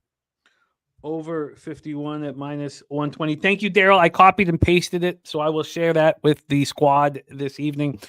Bobano locked in, over 51 at minus 120. Let's roll on, 7:30 p.m. Eastern. If you were watching our show yesterday, you know that our guy, Connor Mack, is on Boston College plus 7.5. And, of course, the co-host of Bobano on Hitting the Books every Monday on the Hitting the Books YouTube channel. Not surprised by that, yeah. Let's get rolling here. Boston College Eagles 4-2, 1-1 in the ACC at Virginia Tech Hokies 3-3, 1-1 in the ACC. We're at Lane Stadium in Blacksburg, Virginia. Boston College coming off the 24-14 loss at Virginia and a bye week. So they've been off for 12 days now coming into this one. So is Stanford. So there's no rest. So is Virginia Tech. So there's no rest advantage. Virginia Tech lost at Stanford 31-7. Bounced back from that 2-game losing streak. Now those were tough teams they lost to. Lost at home to Rutgers 26-23. Lost at the Hurricanes 38-34. Lost those 2 games by a combined 7 points. Came back and smacked Stanford in the mouth. So that is the situation here. Boston College, Virginia Tech. Let's get into the line history here. We have this total at 48.5 at a pick'em. This opened up at 49.5. So we have a 1-point move to the under. And on the spread, we have Boston College at plus 7.5 at minus 106 sitting right there. This opened up at 7, went down to 6.5, and then has come back up to 7.5. So an interesting half-point move towards these Hokies. Let's take a look at the cash flow. We have 50% of the tickets, 42% of the cash on Boston College, a coin flippy spread situation. But we have 78% of tickets and 71% cash on the over, and this dropped a point. Lucky Lefty on Boston College first half plus 4.5. Justin McKelvey rolling with wine time on the under. Robert Franklin rolling with CMAC on Boston College. Markel says nobody wants VTech. Take it away for us, Bobano. Eagles, Hokies, Lane Stadium. So this is a game where initially, when this line opened, I wasn't really all that. And remember, this is Blacksburg, Virginia at night. That can be a very tough place to play. Primetime television game. Historically, it has been. But early in the week, this was as low as 6.5 on Virginia Tech. I didn't expect it to cross through 7, though. And I've seen enough of Boston College in these road underdog spots this year. Vanderbilt stands out. The Missouri game stands out. The way Boston College played in that game, they were right there, start to finish. Of course, beat Florida State outright as a road underdog earlier this year. They didn't play Vanderbilt, my bad. I got Missouri, only Missouri, and then Florida State. And the Virginia game, they were road underdogs in their last road game, lost 24-14, but a misleading final score. Well, not really. You get what you deserve when you turn the ball over 3 times in the fourth quarter. But they were ahead 14-6 going into the fourth quarter. Boston College was in complete control of that game going into that one. So I look at this as a situation where, BC could have won that, against Virginia if they take care of the football. Castellanos was coming off an injury in that Virginia game. I think now he's going to be even more comfortable. Should have even more greater mobility now with a second game under his belt since returning from that injury. And look, Virginia Tech's playing their best ball right now. They almost beat. They should have beat Miami. They hammered Stanford, but everyone's hammering Stanford now. Look what happened to Stanford against Notre Dame.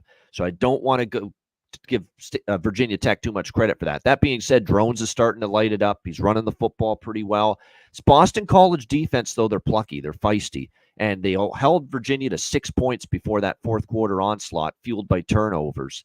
I think the fact that they lost to Virginia, turnover-based, has kind of inflated the number a little bit. So I'm with my guy CMAC here. I'm going to take a shot here with Boston College plus the points in this game. So just for me, BC, They've been good in this road dog role, especially the bigger road dog role, getting a touchdown or more. Plus 7.5, minus 106 at Pinnacle. Bobano plus 7.5, minus 106. What do you think about the under in this spot? Public on the over. I agree. Run heavy for Virginia Tech. Boston College is slow as can be. Defense is capable.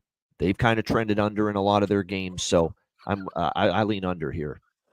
I'm going to move on that under. Our guy, Lucky Lefty says, Amir said what I said about his mama. Don't say his mama named. Says, tell him to eat his cheeseburger and French fries and sit down. Amir, my man, Papa's working. Your dad's working. Eat your cheeseburger, relax, and watch your Papa work. And love to the family. Lucky Lefty. Tata, Amir, what a great family you have. We roll on to Saturday action, and we start with Wake Forest Demon Deacons 2-4, 1-0 on the road at Yukon Huskies 4-2, 4-0 at home, Pratt and Whitney Stadium in East Hartford, Connecticut. And we've heard from Dougie Wise already. Dougie Wise has given us his play of the day. That is Yukon -2 play of the day. We knew Yukon things were changing. We talked about it last year. We knew things were changing. And have they ever shown us undefeated at home, in East Hartford, going up against an angry Wake Forest team that looked bad at home versus Clemson, losing 49-14. Now you could say, who has UConn beat? FAU, Buffalo, Temple, bad football teams. They went to Duke and lost 26-21. So, and I mean, maybe Duke is not that high on your list, but I mean, this is a quality football team that's changed. Let's get into line history here for this one. We have, I didn't have it set up. Come on. Where is it here? Here we go. We have UConn -2 at -111. They opened up at -2, went down to -1, and they're back at -2. We've had 3 cents of movement towards the Huskies. On the total here, we have a 56 at -110. This opened up at 58. It's dropped 2 points to 56. That final drop was an hour and 6 minutes ago when it dropped from 56.5 down to 56. We have a move to the under and no move on the side.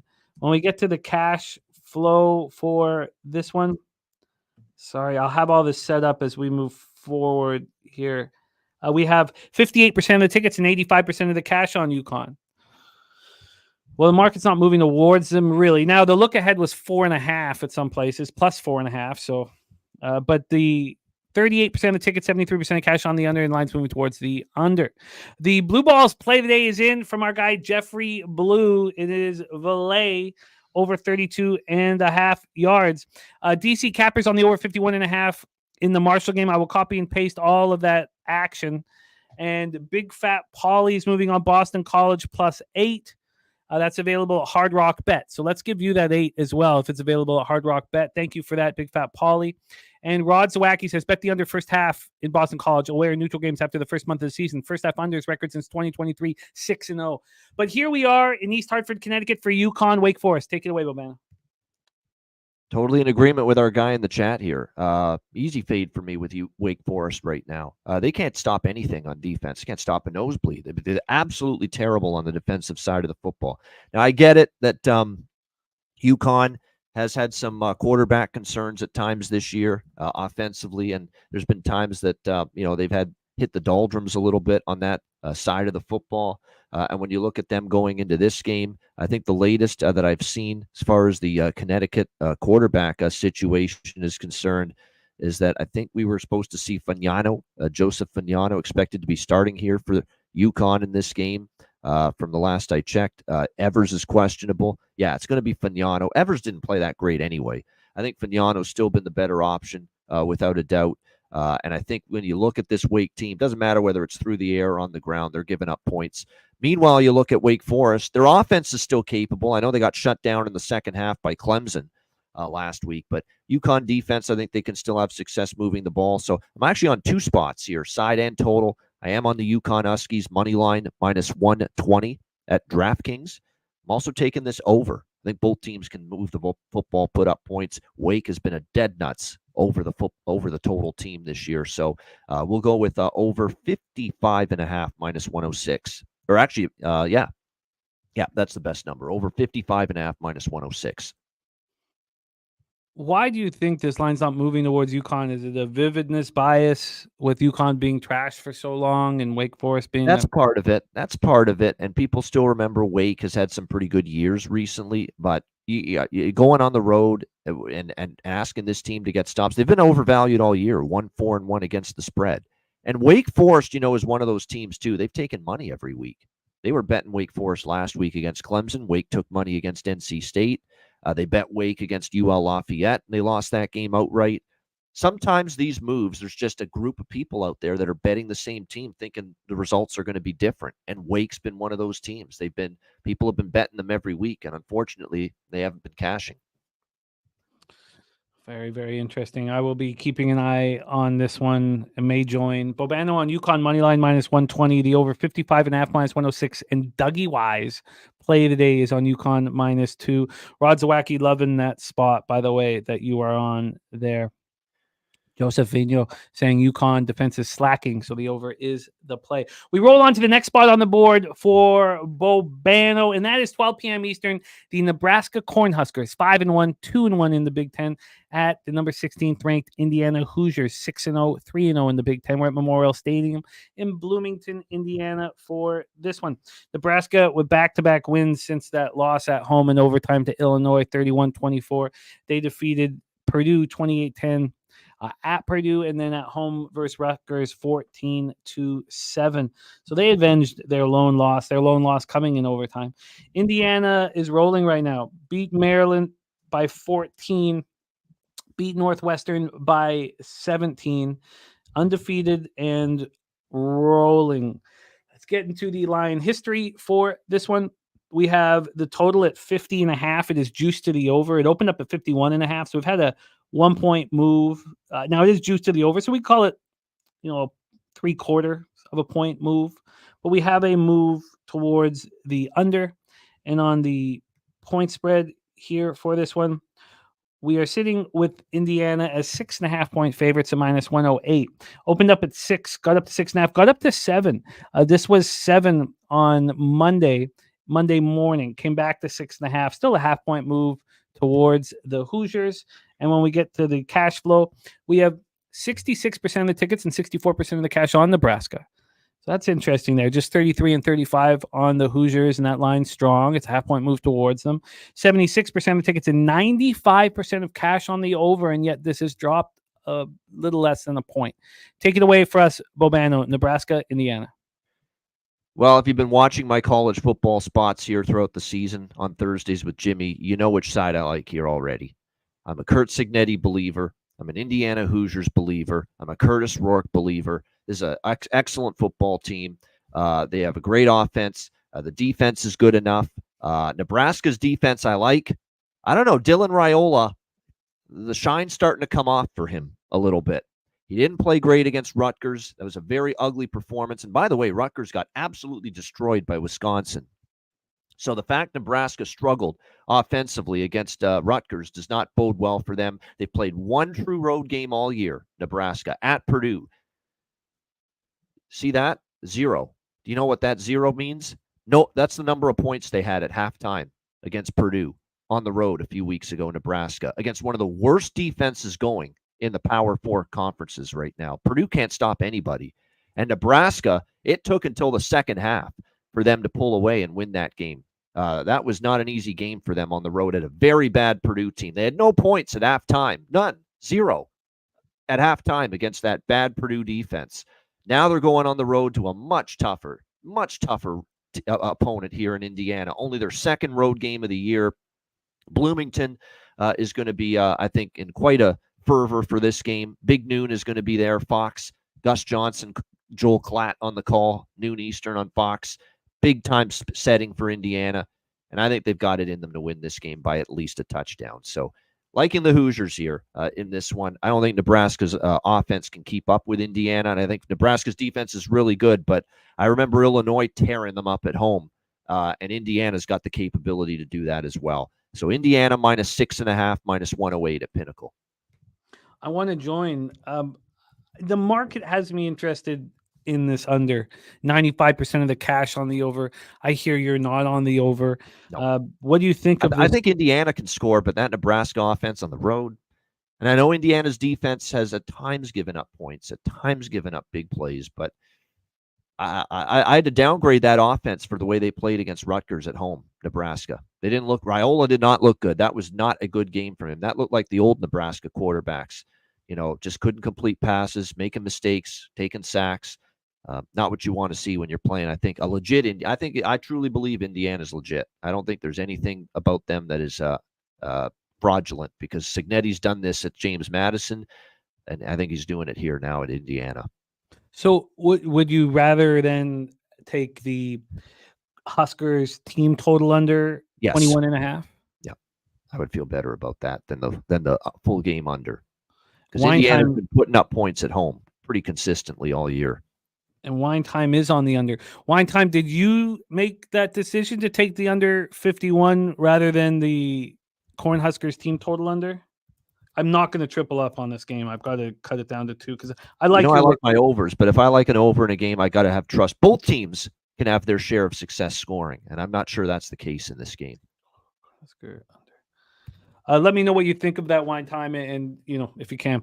All right, excellent work, Bobano, on the Hoosiers -6.5. Rods Wax has bet the over the total in the Indiana games after 2 or more consecutive straight-up wins. Over record since the 2022 season, 6-0.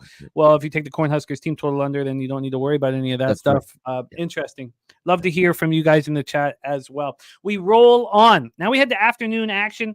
Bobano, we have 5 games left in 17 minutes. I think we're going to be just fine. 3:30 p.m. Eastern. Houston Cougars 2-4, 1-2 in the Big 12. At the Kansas Jayhawks 1-5, 0-3 in the Big 12. And we're in Arrowhead Stadium in Kansas City, Missouri for this one. Also, we roll into MLB right after this. I know Sharpie's in the chat. We'd love to have him join us. We have Daby Cab and Jose Bouquet ready to rock here for these huge, giant baseball games. Let's get into this one here. We have Houston, Kansas. Kansas in the throes of a 5-game losing streak, and they're losing bad. They lose by 11 at home to TCU. They lose by 14 at Arizona State. Houston snapped their 2-game losing streak, and they did it in real nice fashion, going into TCU and beating them 30-19 after scoring 0 points against Iowa State and Cincinnati. I still don't understand why I wasn't on Cincinnati with you last week. But man, you put it on a tee. I can't. Like, I was going back over everything. I was like, I thought I have asterisks all beside it. It was a great call. But let's go here. We have Houston coming in off of a bye week. Same with Kansas. So there's really no rest advantage, although Houston did get an extra day. That's not too important. Can Kansas stop this huge losing streak? Let's get into the line history here for this one. We have Kansas as 5.5-point favorites at home. They opened up as 6.5-point favorites. That quickly moved to 7. They were 7-point favorites, and now it's 4.5. 4 minutes ago. This just moved 4 minutes ago to 4.5. So a big move towards the Cougars. Let's get into the total here for this one. We have the total at 47.5 minus 109 to the under. This opened up at 47, went down to 46.5, and then back up to 47.5. So a half-point move to the over. With that half-point move to the over, there's our guy, the big Ragu in the house. Great to see you, Doc. I know so many of us were, sending prayers for the Ragu family through the huge storm, Milton. And we heard good news that they made it through safe and sound. So there he is in our chat right now. He'll be back in business with us. And look at this, Kansas City -5.5 for Doc. He's giving us all his action here. So make sure you copy and paste that. Let's get to the cash flow here for this one. We have, make sure I didn't miss it. Sorry. Sorry. This will just take 1 second. Get to this cash flow. We have 47% of the tickets and 61% of the cash on Houston, 94% of the tickets and 87% of the cash on the over. Now it has moved to half point. It is moving in that direction. Take it away for us, Bobano, Cougars, Jayhawks. Right there with the market on this one. Kansas can't close. Kansas can't win close games. Even if Kansas has a lead, they're susceptible to blowing it. They've done it time and time again this year. Houston's turning a corner, I think. And we trust Willie Fritz. He's a great football coach. He did an amazing job at Tulane, bringing up that program, building it up from the bottom. And now look where they are. And John Summerall's kept it there. And he's going to do the same with Houston, inheriting the mess that Dana Holgerson left behind. Big win for them. Huge, big underdog win. 16-point dogs against TCU in their last game. They ended up winning that game outright. Houston's making strides.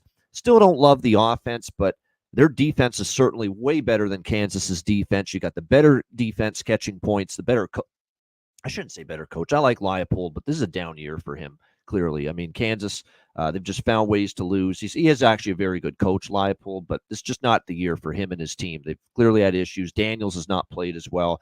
Houston, for me, plus 5.5, minus 110 at Bet99. Houston at plus 5 and a half at minus 110. Yep. Bobano is locked in, and I want to join. Great breakdown. We move on. 3:30 p.m. Eastern, Saturday, October 19th. We head over to the MAC, Dwight L. Perry Stadium in Bowling Green, Ohio. Kent State Golden Flashes 0-6, 0-2 in the MAC.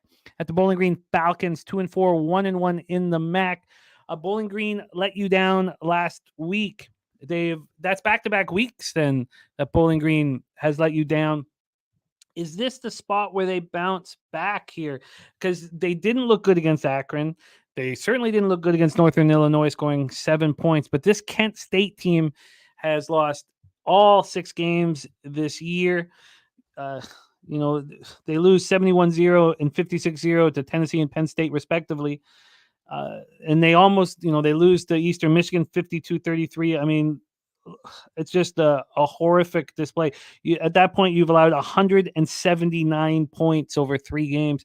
Now they look a little better in a 37-35 loss at home to Ball State, but this isn't Dustin Crumb's Kent State Golden Flashes. Now they did outgain Ball State 461 to 406 as 3.5-point dogs, and they did cover. They put up 21 points in the fourth quarter, so they were trying.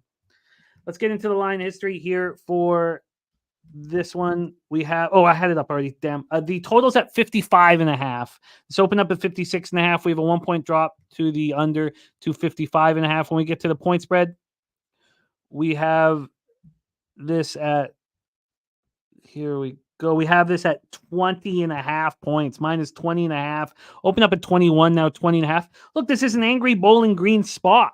The 97% of the tickets and 99% of the cash is on Kent State. And that's just 2,352 tickets in. 57% of tickets, 78% of cash is on the under. Do we go back to the well on Bowling Green, an angry Bowling Green squad thinking that they smash and grab? Take it away, Bobana. No, you don't. You don't. They lost their quarterback to injury last week, Bazelak. I don't think he's playing. This guy couldn't even complete a fucking forward pass. I couldn't believe what I was watching. That was a game that they had a lead.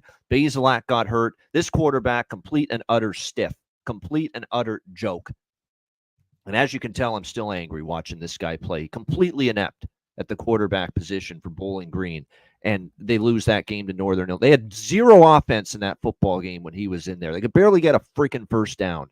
That's how bad this kid was. And if it's not Bazelak in there this week, they're in some big trouble offensively. This Lucian Anderson, they should call him Losing Anderson, because they're going to start losing some football games, if he keeps playing at quarterback for this. 2 for 9, 22% completions, by the way, when he entered that game against North. For them is actually not that bad. And they can put up points. Their defense is terrible, Kent State. But at this point, how can you trust this Bowling Green quarterback to take advantage of that? Not to mention, look at the downfall in Bowling Green lately. They're still living off the great performance against Penn State and A&M when they played those 2 teams tough. They lose outright as double-digit favorites to Old Dominion. They barely beat Akron. We were on Bowling Green that week. They barely beat Akron by a 1 score, and they needed a stop in the final minute to hang on for dear life as double-digit favorites to win that game, Bowling Green against Akron. And then Bazelak goes down, and they go to Lucian Anderson here at the quarterback spot, and he's not good at all in that game. So, you look at this spot here, I just think with Bowling Green, their form has fallen off. They're going to be with a quarterback that I have zero confidence in after how pathetic he was last week. And Kent State's offense is good enough. It can always get them through the back door, even if they fall behind. So I'm on the Golden Flashes here. Plus 21.5, minus 125 at Bet Victor. Kent State plus 21.5. What was the juice? Minus 125. Minus We're one. paying to get 21 in the hook. I'll pay that to get that. Lucky Lefty cost him $10K.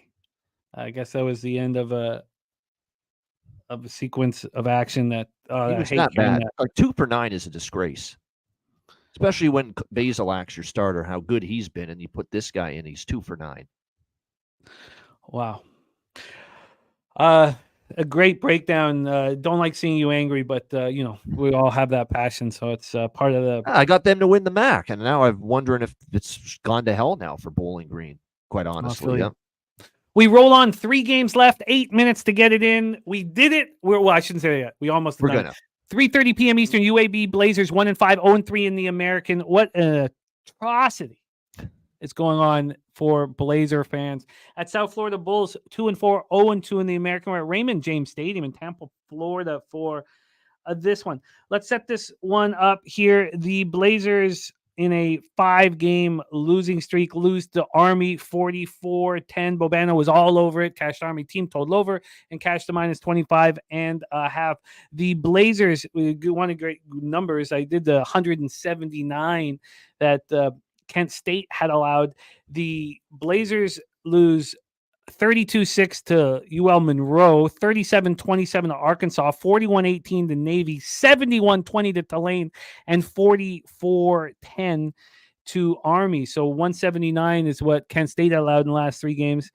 Here we have 156 points UAB's allowed in the last 3 games. South Florida on the 3-game losing streak. No shame in losing to Miami at home, but it was 50-15. Then they both played Tulane. UAB allows 71 points. South Florida allows 45 in a 45-10 loss. And then we had Memphis winning 21-3 at South Florida last out. So both teams in the throes of losing streaks, not as, one worse than the other. This spread is at 13.5 for the Bulls. Opened up at 13.5 minus 111. Now 13.5 minus 113. 2 cents of movement over to the Bulls. And on the total for this one, we have a 57.5 minus 109 to the under. This opened up at 58. We have a half-point move towards the under. And when we get to the cash flow, 95. This is just like the other one. I mean, Nutflush saying, show me the pictures of the 99% of people on Kent State. Well, we have one here in Bobano. Here we have 95% of tickets and 97% of cash on UAB. 69% of tickets, 85% cash on the under. And shout out to our guy, Goran Ninkowski, with a $2 dono. Thank you, Goran, my friend. Big Ryu says, Dilfer is a shit show as a coach in Birmingham. Bobano, take it away. Blazers, Bulls in Florida. Yeah, Big Ragu's 1,000% right. This guy's horrible. He needs to be gone yesterday. This is running the program into the ditch. I'm laying it with USF here. Minus 3.5, minus 110 at Bet 365. And this is with me not knowing if Byron Brown, their starting quarterback, is going to play. And there's been a huge drop-off. Bryce Archie did not look good for them. So, but I'm going ahead with this, even if it is Bryce Archie instead of Byron Brown at quarterback, because I think that's how bad and this UAB Blazers football team is right now. There's zero defense. Zeno, their quarterback's banged up. They could be down to Jalen Kitna, I believe, the backup. He wasn't really all that great last week against Army. I faded UAB with Army last week, although that was every bit bet on Army as it was a bet against UAB. But UAB's that bad. And I know South Florida's had a rough season. They have struggled without Brown. I would like it more with Brown, but even if it is Bryce Archie at quarterback, I think you can just line up to go against UAB every week right now at this stage of the season, I think, and cash a ticket. So USF minus 13.5. What's the juice on that 13.5? Just eat minus 110. Minus 110, minus 13.5 on South Florida at minus 110.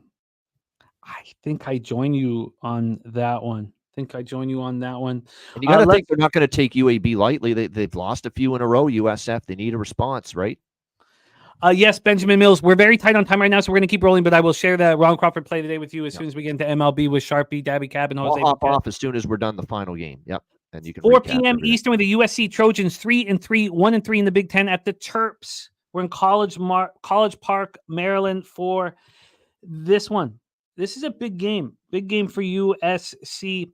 They did us proud losing at home to Penn State 33-30 in overtime. Got us paid, which is what we wanted. Great call by Wine Time. Got us in on the +6, went down to 3.5. Then we have the Terps off back-to-back losses, losing at the Hoosiers 42-28. No harm in that, but losing 37-10 at home versus Northwestern was embarrassing. Now, it was the turnovers, 4 turnovers, so you can expect them to be better. They were 10.5-point favorites, and they lose 37-10. They outgained Northwestern 355 to 283. Northwestern had 37 points and 10 first downs. Gives you an idea of the fumble return, touchdown, and other spots there. So here we go. Trojans, Terps. The line history here for this one, we have the total at 56.5. It's -110 to the over. It opened up at 57, a half-point move to the under. And cash-wise for this one, we have 80% of the tickets, but 69% of the cash on USC. So the Terps have 20% of the tickets and 31% of the cash. And it looks like there's sharp action on the over. 23% of the tickets, but 95% of the cash. Take it away, Bobano. Trojans, Terps in Maryland. So the Big Ten, the big news is that, the teams traveling west to east and east to west, they've done very poorly straight up and against the spread. I think you could see that here. I'm not a big Maryland fan, but laying more than a touchdown with this USC team, who, by the way, are suffering some key injuries on defense. One of their leaders and captains on defense got hurt in the Penn State game. He went out, and then, their defense just fell apart in the second half against Penn State there. That's a concern. That defense is getting worse, not better, it looks like, USC by the week. Maryland, the one thing they can do is score points with Billy Edwards in that offense. I think that this is a close game here. I think Maryland is competitive. I don't trust USC's defense going on the road, coast to coast, laying more than a touchdown. So I like Maryland +7.5, -110 at Caesars. I like the over as well in this game. I think there's going to be points. I think Miller Moss and USC, will put up points against what I think is a below-average Maryland defense. So I also like the over here, 56.5, -110 at Pinnacle. Over 56.5 at -110. Let's get into our final game quickly here, 7:30 p.m. Eastern. We have North Texas Mean Green, 5-1, 2-0 in the American, at Memphis Tigers, 5-1, 1-1 in the American, Simmons Bank Liberty Stadium in Memphis, Tennessee. North Texas winners of 3 straight. One at home over Wyoming, 44-17. Then Tulsa, 52-20. And then traveled to Florida Atlantic in a barn burner, winning 41-37. That was off of their bye week. Then we have Memphis, who also played off of their bye week, defeating USF at USF 21-3. This beleaguered Memphis defense has looked quite a bit better last 2 weeks, only allowing 10 points. Now, you could say it's the level of competition with Middle Tennessee and USF, but still 10 points allowed for Memphis over their last 2 games. If you take away the game at Navy and only use Florida State and their win against Troy, it was just one real blip on the defensive radar for these Memphis Tigers. Let's get into the line history here for our last spot on the board with Bobano. Before we get into MLB, this total is at 67. This opened up at 66.5. It's now at 67, just a half-point move towards the over. And on the point spread, we are, here we go, at 7 p.m. Sorry about that. Losing my mind a little bit here. Let's get this. 7:30. That was my bad. We have this spread at 12. Memphis 12-point favorites. They opened up at 10. -10 at -111. We went to 11.5, and then the big jump to 12 happened yesterday afternoon. So a legit move towards these Tigers. We have 70% of the tickets and 77% of the cash on North Texas, and this move towards the Tigers. Then we have 24% of the tickets and 75% of cash on the over. Take it away for us, Bobano. Jim Dewigger says, how does this game not go over? Take it away. I agree. How does it not go over with North Texas? Chandler Morris is lighting it up right now for this North Texas offense. He's done a great job. He's in complete control. I've been impressed. The Mean Green have some kind of offense this year. They're putting up big points. They're creating big plays on a regular basis. And I think that's going to pose trouble for Memphis. Memphis is supposed to have a better defense this year, and I think they do. but they haven't faced a ton of phenomenal offenses. Even the Florida State game, Florida State's been a fucking shit show on the offensive side of the football, and I think now you're going to look at a Memphis team that I think is going to have a ton of issues right now, more than they've had previously this year on the defensive side against this very good Chandler Morris-led North Texas offense. On the flip side, North Texas's defense is still a bit of a concern. Seth Hennigan in the offense, I don't know what it is, Jimmy. They haven't hit their stride. They haven't been firing on all cylinders yet. But the North Texas defense is still a little bit suspect. So I see points in this game. I'm with our guy in the chat here on the over in this North Texas-Memphis game. I definitely think it gets there. And then I think, let me see what the best number is right now. Over 66.5, minus 105 at FanDuel. We'll lock that in. I'm also on North Texas, Jimmy. Plus 12.5 here, minus 115 at BetMGM, the best number available right now. I think they have got it in them to keep this game competitive. I still think Memphis is a little bit overvalued. They're being asked to lay double digits against what's clearly been a better North Texas football team this year than a lot of people thought. So I'll take the generous points here, plus 12.5 with North Texas as well. You got it. North Texas plus 12.5 in the over 66.5. Our guy Bobano has to run. I will review all of his action. 21 games capped in 2 hours and 3 minutes. We kept him 3 minutes over. I apologize for that, Bobano, but incredible work as always, my friend.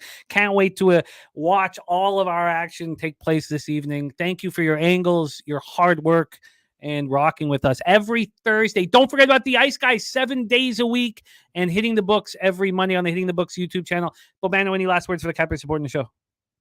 No, not at all. Just to say thank you for tuning in as always. It's great to be with Jimmy, betting with the bag every Thursday right here.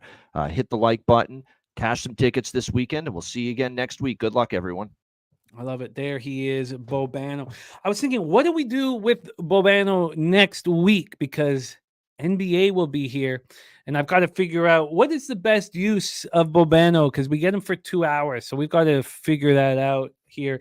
Let's review all action in college football, and then we'll review everything at the end of the show. It's time to get into Major League Baseball. So here we go. It starts off with Bobano on the over 51 in Georgia State Marshall, going up against Winetime, who's on the under in that one. Then both Bobano and CMAC, who broke that game down on yesterday, are on the Boston College Eagles at plus 7.5. I'm going to move on that under. Then we have also Big Fat Pauly on Boston. And I said I was going to give that 8 that Boston Big Fat Pauly got on the minus 110. Thank you, Pauly. Got that Hard Rock bet. DC Capper's on that over 51 in the Marshall game as well. So he's with Bobano on that one. Dougie Wise's play today's on UConn minus 2. Bobano's on UConn as well. He's on the money line. And then the over 55.5 as well. Bobano is on the Hoosiers minus 6.5, minus 108. I'd like to join him and also move on the Cornhusker team total under. Big Ragu gave us his action. Kansas minus 5.5. Baylor over 55.5. New Mexico under 78.5. Georgia plus 5. Georgia money line plus 175. Iowa team total over 22.5. And then Tennessee Bama over 56 and Florida plus 2 from our friend Big Ragu. Bobano's on Houston plus 5.5. Kent State plus 21.5. South Florida minus 13.5. I expect to join him on South Florida. Maryland plus 7.5. I'm going to take a closer look at that and the over 56.5. And our guy Wine Time Sports saying Lincoln Riley should get fired if they lose to the Terps in College Park, Maryland. Then Bobano on the over 66.5 in North Texas, Memphis, and North Texas plus 12.5. Amir keeps asking about who's Big Fat Pauly. Big Fat Pauly is one of us. One of us. And you will be one of us soon, Amir. I imagine with your pops being a sports forecaster that you will also find love trying to predict these sporting events as well, my friend. Amir, it is great to have you watching the show and the whole Lucky Lefty Tata Booker family. Time to get into Major League Baseball. We have 2 giant baseball games here for us to attack. And we have just the group to get that cash. Let's first welcome the co-host of our show here and the producer, star of all things baseball on this channel. Please welcome from San Antonio, Texas, home of the Southtown 101 and also home of the Alamo Card Show. The Alamo Card Show, there are still some tables available. We are a big part of the Alamo Card Show. If you are interested in joining us, please send an email there and you can get a table for the Alamo Card Show. They're almost gone, but there's still a couple available, I've heard. And join us. We will also be shooting live from the Alamo Card Show. So anybody in the Texas area, go down and hang out, pick up some cards, and also say hi to Jose and sit with him for our live shows. That's the Alamo Card Show coming up November 16th and 17th. Please welcome Jose Bouquet to the show. Jose, how are you? And what are you? Swamp. Hello, Jimmy. How are you? You wouldn't know what this is. If you showed Ella me right now, she'd be like, fuck yeah. She'd be pumping her fist ready to go. I think Ella would be really proud. But get out me swamp, everyone. Nice to see you. All right. Oh. You're not gonna tell me what you are? I'm Shrek. How do you not know? Come on. I know you don't watch fiction, but I'm Shrek. Or cartoons, for that matter. That makes sense. See, the chat knows. Come on. Hey, they're loving it. I'm astonished that they love it. Oh, there are some WTFs. And what is that? Ella would be thrilled. Let's just say that. Even Carter. So Amir must like it. Amir's watching right now. Amir, Lucky Lefty, is Amir pleased? Yeah, come on, get out me swamp, guys. We do have Amir watching, so we should keep our coarse language down to a minimum with young Amir watching. But I'm sure he's very pleased for me. Here. Jose Bouquet in the house, ready to rock. Please welcome our next guest, star of the big Saturday college football show here, the Tailgate, every Saturday at 10 a.m. And also the host of Medicaid Mondays. Please welcome Dabra Cadabra to the show. Dabby, how are you, my man? Man, I don't want to get up here and lie. I got a grandfather getting open heart surgery today, so I've been better. But, we're here. We got to make some money. Yeah. Jesus. Okay. Wow, that's a lot. So open heart surgery going on today for our Daby Cab. So if we can all send as much positivity and healing thoughts to Daby Cab's grandfather, open heart surgery today. He can make it through this. We had Big Ragu's dad just go through this and make it through. Open heart surgery. This is not Shit, my grandfather made it through Vietnam. He made it through. Yeah, he can make it through. Yeah, he's been through more than any of us, probably, or more than most of us. So yes, prayers and love being sent to your grandfather here from the Cappers in the chat. Let's bring on our next guest. What he's done with MLB with this big black book has been so impressive over the last couple of years, and we love having him. Star of the Odds Bunch YouTube channel. Please welcome Sharpie to the show. We are a four-headed monster here for these two giant baseball games. We have two. We're going to start going with Sharpie will be going first, and then Jose will go first for game two. Sharpie, how are you? I'm chilling, bro. Another day, another dollar. Sad to be a Mets right now, right? It's sad to be a Mets fan. Well, they made it this far. Hey, that's good. Congratulations. Second place ribbon prize for you guys. Nothing wrong with the second place ribbon prize. Man. Nothing. How many ribbons did the Blue Jays get? Hey, bro, Dodgers have been getting second and third place ribbons forever. You can't hang those on the wall. You can't hang them on the wall. You can't. No, that is true. And Andrew G says, sad Mets fans. Why do people want to play the Mets so bad? Yeah, everyone's burying Actually, them today. Jimmy, one of the teams that plays out of the facility tried to hang a second place banner in the facility, and I said, take that shit off my wall right now. Oh, yeah. No, I respect that. That's disgusting. I respect that. Let's get to work. First, let's give a shout out to our guy, Icky E. Schnizzle. Ick Snizzle live at this game, Yankees, Guardians. He is on the Guardians' first five in full game. Guardians' first five team total Guardians full game team total over 3.5 and the over 7 in this one. It is the ALCS Game 3. New York Yankees leading the series 3-0. Let's get into the weather. 2-0. Are you burying this team already? Out. God damn, Jimmy. You're just throwing the dirt on them. Let's get into this one. 57 Fahrenheit at first pitch, 5.4 miles per hour in. Dies down to 2.7 miles per hour. Progressive Field in Cleveland, Ohio. Clark Schmidt and Matthew Boyd. Two pitchers that I love on the mound. Let's get into the line history and the cash flow. Again, Sharpie starting this one off. Jose will be starting off game 2. Let's get into the odds for this and the cash flow and do some statistics before our experts weigh in. The Guardians at Pinnacle right now are plus 101. They opened up at plus 103. So we've had a very, very slight move towards the Tribe. Let's get into the total here for this one. We have a 7 minus 109 to the over. This opened up at 7.5 at 11:31 p.m. on Tuesday night. It lasted there for 2 hours before the 7s came on board. Now the 7s were very juiced, and then it got back to 7.5. You could have gotten under 7.5 between minus 115 and minus 120. That was available until 11:20 this morning, and it is gone. So we have a move towards the under and no move on the side. When we get to cash flow here we go. We have 83% of the tickets and 78% of cash on the New York Yankees. On the total, we have 76% of tickets and 74% cash on the over.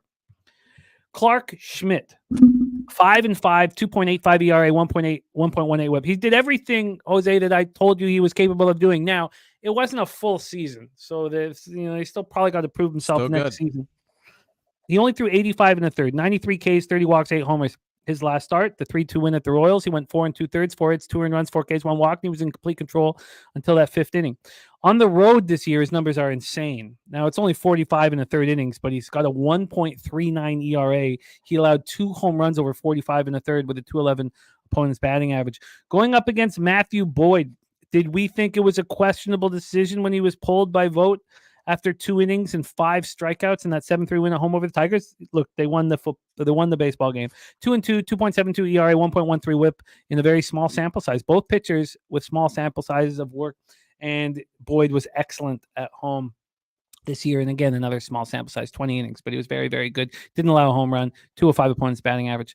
Yankees versus lefties in September, 233, 714. Those numbers have jumped up in the postseason, 228 with a 765 OPS.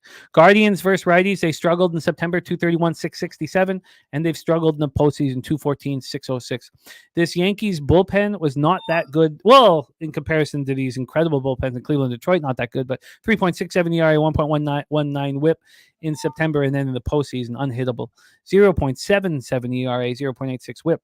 The opposites happened with the Guardians bullpen. They were phenomenal all year long, incredible in September with a 1.31 ERA, 0.92 WHIP, and they've fallen back a little bit with a 3.11 ERA and a 1.14 WHIP. Nate Dogg on Judge home run here. Lucky lefty sportsman of the year on Soto over 1.5 bases at plus 130. We start with our guy, Sharpie. Take it away. Game 3, ALCS. Yankees up 2-0. What do you think happens here? Hey, when you started this off with, man, I love this fucking show, I was in my head, I was like, you just like betting fucking bum fights, though, Jimmy. Like, this is a fucking... What are we getting from Matthew Boyd? Who the fuck knows? Because Stephen Vogt is the worst fucking manager in the playoffs. He's not going to let nobody go. If he is going, he's going to pull them. He's got his mind fucking set on when his bullpen guys are pretty much coming in.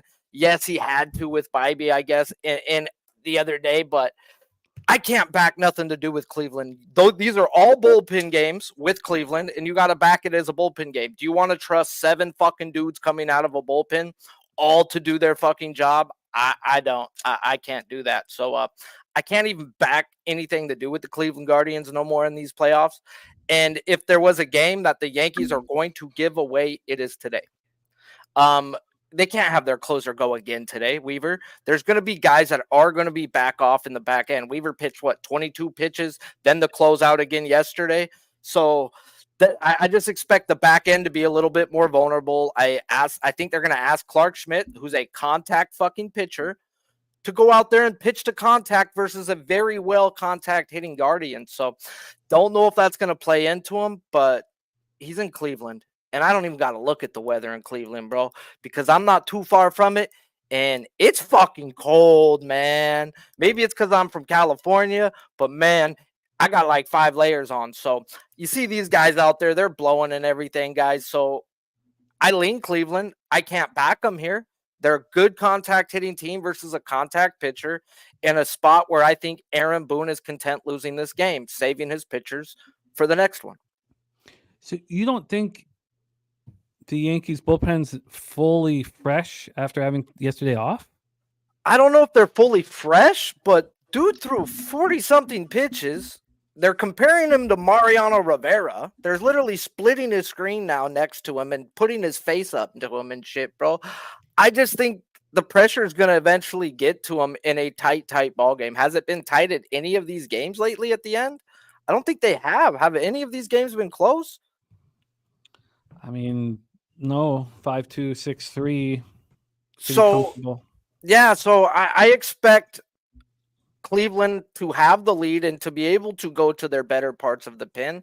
And I just don't, I think New York's looking at it like, but we're in a good spot right now. We're in a really good, they do not need this game.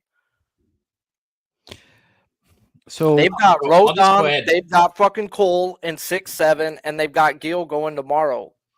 So are we moving on anything here from you, Sharpie? Me personally, no. I'm not going to bet on 2 pitchers I normally wouldn't bet on in the regular season. When I've done that this postseason, it has not been good for me. Mm-hmm. So I'm going to leave this one be. Matthew Boyd and Stephen Vogt. Well, Boyd, not you, but Vogt has taken enough money from me this postseason that he can go fuck himself. And if I see him at a bar, I may fuck his old lady. Well, that's a benefit. That could help everybody involved. Daby Cab, Game 3 ALCS. Take it away. Yeah. I think Smith should probably, be given the opportunity to work through, people on base. As like Sharpie just said, he is a contact pitcher. And if you're the Yankees manager, obviously you want to win this game. You don't go into any game not trying to win it. But if you're down, you start preparing for the next game. Like that's just the way it is. I know some people don't want to hear that and they think that that's a loser mentality. It's actually smart. You're getting your bullpen ready. You're getting ready, for the next game. And I still don't trust the Guardians as a side. Even with all that being said, I still don't trust the Guardians to bet them as a side. Boyd doesn't have a decision in the postseason, but he still hasn't given up a run in his 6 2/3 innings of work.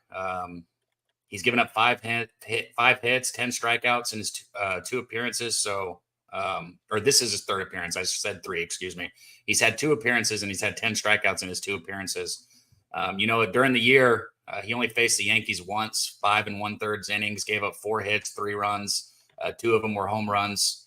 So this is one of those games where, I could be lazy and say take the over here because honestly, I think the over is probably a good play even with all the unders hitting in playoff baseball. But what I'm going to do is simple. I'm going to go right back to the well with Stephen Kwan. Okay. He's cashed 6 out of 7 games and I'm still getting a -110 for the over 1.5 hits, runs, RBIs. He's cashed 6 out of the 7 playoff games. It's what this guy does. He gets on base. He gets over. He gets in. 1.5 hits, runs, RBIs. It's a steal, whether it cashes or not. And as long as the Guardians are in and I get a righty that I like Quan against, I'm going to make this bet. It's been cashing for you, going right back to the well. It was tweeted out this morning by Daby Cab. I retweeted it. Quan over 1.5 hits, runs, and RBIs at -111. Official spot for Cab. Take it away, Jose Bouquet. Yankees, Guardians. Floor is yours. Yeah, I'm off this game too. Admittedly, I don't want to get behind Matthew Boyd. I was all gung-ho about it last last series because I had the revenge angle. It felt great.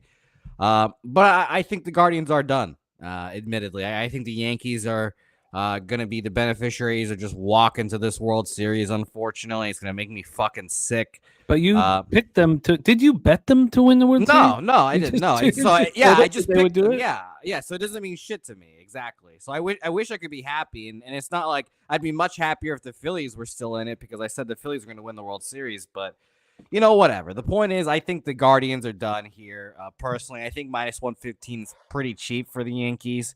I just, I'm a little worried about, like Sharpie said, is Luke Weaver going to pitch today? If he's not pitching, is Clay Holmes going to pitch the 9th inning? I don't want that because he doesn't want that. He's a mental midget and he can't do it in the 9th inning. That's why they just threw old Luke Weaver back there, who just doesn't give a fuck about anything and is on a great run right now. So I'm not moving on this game, but admittedly, free $500 bet, gun to head, whatever the scenario it is probably just take the Yankees here.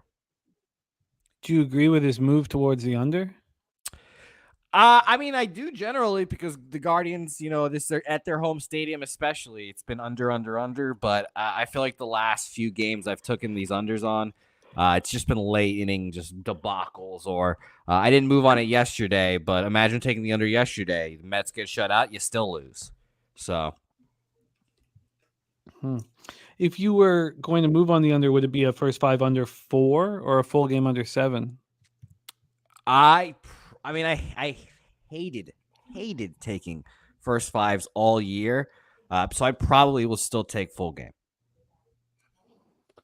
I wanted to add one more thing about Quan. Only 1 for 3 this year against Smith, but 4 for 8. If you go back into last year also, so he does not. That's not much history, but 4 hits out of 8 at bats. I'll take that. It is the only official pick here from the group. Quan over 1.5 hits, runs, and RBIs. But Ick Schnizzle going to this game. God, how much fun is that? I can't even comprehend what it'd be like to go to a game like this. It's such a great. If you're in Cleveland too, the ballpark right downtown, and they keep the lights on in the ballpark too, so it's lights up that area. It's a great area. So. Quan over 1.5 hits, runs, and RBIs for Daby Cab. Ick Schnizzle on Tribe. First 5 full game. Tribe team total over 3.5 and the over 7 in this one. Okay, we move on to 8:08 p.m. Eastern. The NLCS Game 4. Dodgers up 2-1 after the 8-0 victory last night. We have Yoshinobu Yamamoto going up against Jose Quintana. Yamamoto 7-2, 3 ERA, 1.11 WHIP in the regular season over 90 innings, 105 strikeouts, 22 walks, 7 home runs. But we saw his character handling the Game 5 victory, 5 innings, 2 hits, 2 Ks, 1 walk, and a 2-0 win at home over the Padres. And he was excellent on the road this season, 4-1, 2.06 ERA, 2.06 opponent's batting average as well. He allowed 2 home runs on the road over 43 and 2/3 innings. Going up against Jose Quintana. Both Minaya and Quintana are huge reasons why the Mets are here. Journeyman pitchers that weren't expensive delivering. We had 170 and a third innings from Quintana this year with a 3.75 ERA and a 1.25 WHIP. Last start, 5 innings, 2 hits, 1 run. None were earned, 6 Ks, 2 walks, and a 4-1 win at home over the Phillies. At home, he had a 3.64 ERA. One of the interesting stats of Quintana this year at home was that he allowed 17 home runs in his home ballpark. He only allowed 5 on the road. Interesting. Let's go over we'll finish off the stats. The Dodgers were destroying lefties in September. That has not followed through into the postseason. 296, 914 OPS in September. In the postseason, just 213, 625 OPS. And Mets versus righties, they were not hitting in September. 221, 659 OPS, despite that massive run they went on. And in the postseason, doing the same thing, 194, 613 OPS. The Dodgers bullpen has been lights out in postseason. 2.75 ERA, 1.09 WHIP, better than they were in September when they were 3.51 ERA, 1.22 WHIP. And the Mets bullpen has been very mediocre in September, 4.23 ERA, 1.19 WHIP, and 4.76 ERA, 1.51 WHIP. Now, Flush says, how much do we need to turn a profit for Schnizzle to streak across the field? Let's not inspire him to do that because he. Yeah, I was about to say he'll do it. He'll fuck around and do it. He'll do it. Let's not do that. This total is at 7. It opened up at 7.5, and it was minus 121 to the under. It's now at 7. and it's minus 116 to the over. A very slight move, even though it's 7.5, 7. It's very, very slight move towards the under in this one. And then on the money line, we have the Dodgers at minus 126. They opened up at minus 131.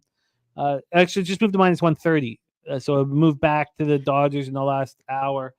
So basically no movement on the side and very slight movement on the under. There's our guy, the Sweaty Butcher, in the house. He will be rocking with us on our NFL live stream tonight. Let's get to the cash flow and the weather. Weather-wise, it's cold here. It's the exact same temperature basically as it is in Cleveland. 54 Fahrenheit at first pitch, dies down to 52. The thing is that there's wind blowing in, 8.9 miles per hour, blowing straight in. It stays between 8.9 and 8. When we get to the cash flow for this one, you have 77% of tickets, 61% of cash on the over. So 23 and 39 on the under. And on the money line, 80% of the tickets, 84% of cash on the Dodgers. The line's not moving towards the Dodgers. Jose Bouquet, we start with you in this one. Dodgers, Mets, take it away. Yeah, so I'm going to take the batter versus pitcher part of Sharpie's breakdown here because it is fucking ugly how much these Dodgers own Quintana. It is very scary as someone that, admittedly, I want to back the Mets in this game. I really do. I think this series is 7 games, and I know they've been whooping their ass in those losses. But it just feels like when the chips are down, the Mets need their back against the wall to get here. And they just need to win. And the Dodgers, admittedly, this is 2-3-2 for people that don't know. The Dodgers needed to win just one of these home games, and they're chilling. 2 games at home, 6 and 7. They'll probably feel confident about that. But damn, the Mets need this game. Now, batter versus pitcher, like I was mentioning. Mookie Betts, 30 plate appearances, 286 average, 1 home run, and an OPS 800. That's average, but still 30 plate appearances, a lot. Freddie Freeman, 20 plate appearances, 313 a batting average, a 1 OPS, home run there as well. Kevin Kiermaier, of all people, hits 438 off of him, 1,000 batting average. Kike Hernandez, who becomes a different human being in October, as we've all seen. When he was on the Red Sox, he did this in 21, and he's doing it again. He hits 231 off of him, but I'm still saying that he's going to hit well off today. The only guys that really do not hit well off of him, Max Muncy, 222, but still has a 1 OPS. Even fucking Jack Flaherty and Walker Buehler hit 1,500 off of Jose Quintana. And I say this. I think this is a different Jose Quintana. I do not like going against the market. The line is moving towards the Dodgers. But God damn it, I am going to be on the New York Metropolitans today as basically my only play of the day here today. I didn't like the totals because, as we saw yesterday, the Dodgers can get 8 on their own. But 80% of the bets, 84% of the money on Los Dodgers here. And we're slowly, trickling the line up their way, but I still like the Mets here, and I just think this is a 2-2 series. We're going to go 7 games here. It's going to be a sweat, but the Dodgers will win this, and I'm going to go back-to-back years saying one team is not going to make the World Series or not going to win the World Series, and they're going to shove it up my fucking face and do it here with the Dodgers and the Rangers here. So only play officially for me, going against the market, which I never do, New York Mets, money line, full game. And what was your line? Plus 120. Plus 120. I mean, it's funny that the numbers are so atrocious with Quintana because he's been great against the Dodgers over the last 5 years. So these players you were talking about were hitting him when they weren't wearing a Dodgers uniform. Let's bring on our next guest, Daby Cab. Take it away, Dodgers Mets. Yeah. I mean, this is the first person that the Dodgers would, like, if you would have, asked with their original starting rotate, this is the first person that they actually want on the mound here, right? They've been winning with people that they didn't even want on the mound. Now you got Yamamoto going, who's, the guy, not the guy you want, but, just over a 3 ERA, 7-2 record for the Dodgers. You got somebody who can finally go a little deeper into the game here. Hit a little bit of a rhythm. To me, I mean, it's a price, but I'm either on Dodgers or passing on this game. I haven't bet it, so I might just root for Jose instead of going against another capper. But I I like the Dodgers here. I think the Mets, I think their season's over. I think it's over. I think the Dodgers are going to slap them. And yeah, that's that. Top Set has a heavy lean to the over again here. So no move at this point for Daby Cab, but he's leaning heavily towards the Dodgers. Take it away for us, Sharpie. Citi Field in Queens, New York. Yamamoto, Quintana, Game 4 of the NLCS. I mean, last year, the year before that, the year before that, the year before that, I'd say, oh man, Dodgers versus a fucking lefty in the playoffs. Here we fucking go again. But there's 3 guys we went out and got. We went back and got Kiki Hernandez. We signed Teoscar Hernandez at the beginning of the year. And then we picked up Tommy fucking Edman, who happens to be our best hitter right now in the postseason. And what do all 3 of those guys have in common?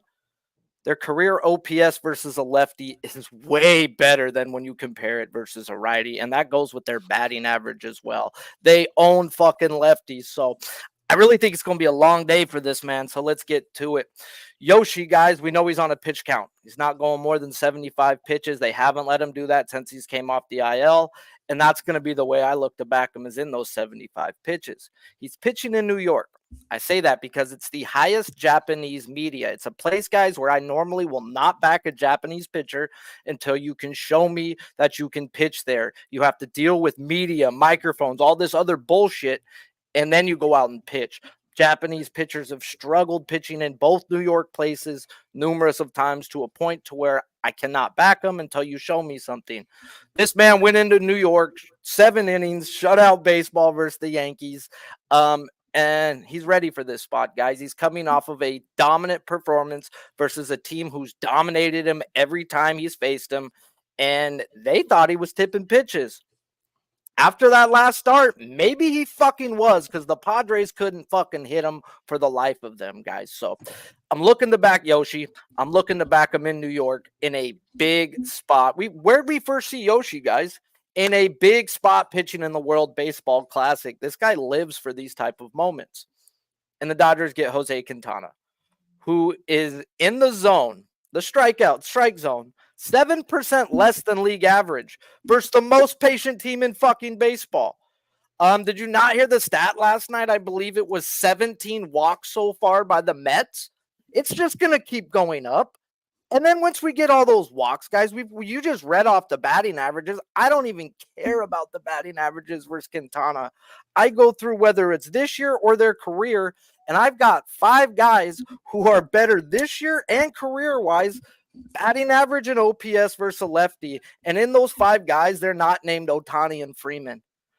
This lineup is going to put pressure on him at all times. I expect them to get to him, whether it be the first, the second, or the third. I do expect him to get to him. I expect a lights-out performance from Yoshi. And I'm on the Dodgers first 5 -1/2, guys. And I am looking at Yoshi's strikeouts right now, waiting for the lineup. On this projected lineup, I have him for 5 to 8, and that's going 75 pitches. This guy attacks the zone. He's going to stay in the zone, and there's only one guy who doesn't whiff it more than 2 of his 3 pitches, and that guy being Iglesias. So don't even expect to see him till like the 5-hole. So I expect Yoshi to be dominant in a spot. Can he give up a solo shot, a 2-run shot?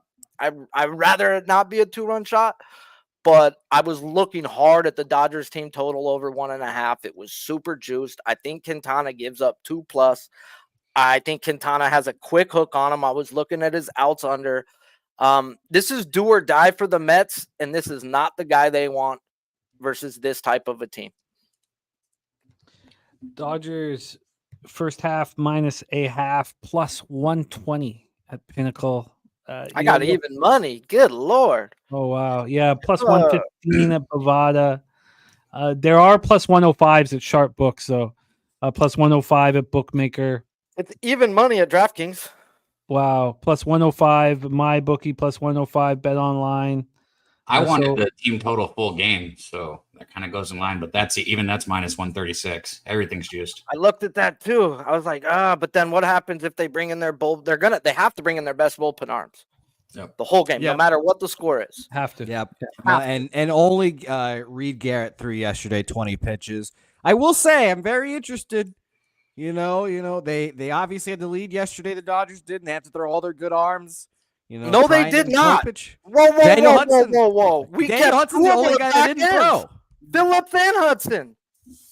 I think Kopech is the best one. We put out Caspa Dick a fuck for the last 2 fucking innings and saved our back end of the bullpen. So our bullpen's ready, man. The only guy we've not pitched on back-to-back days all year is Trinan.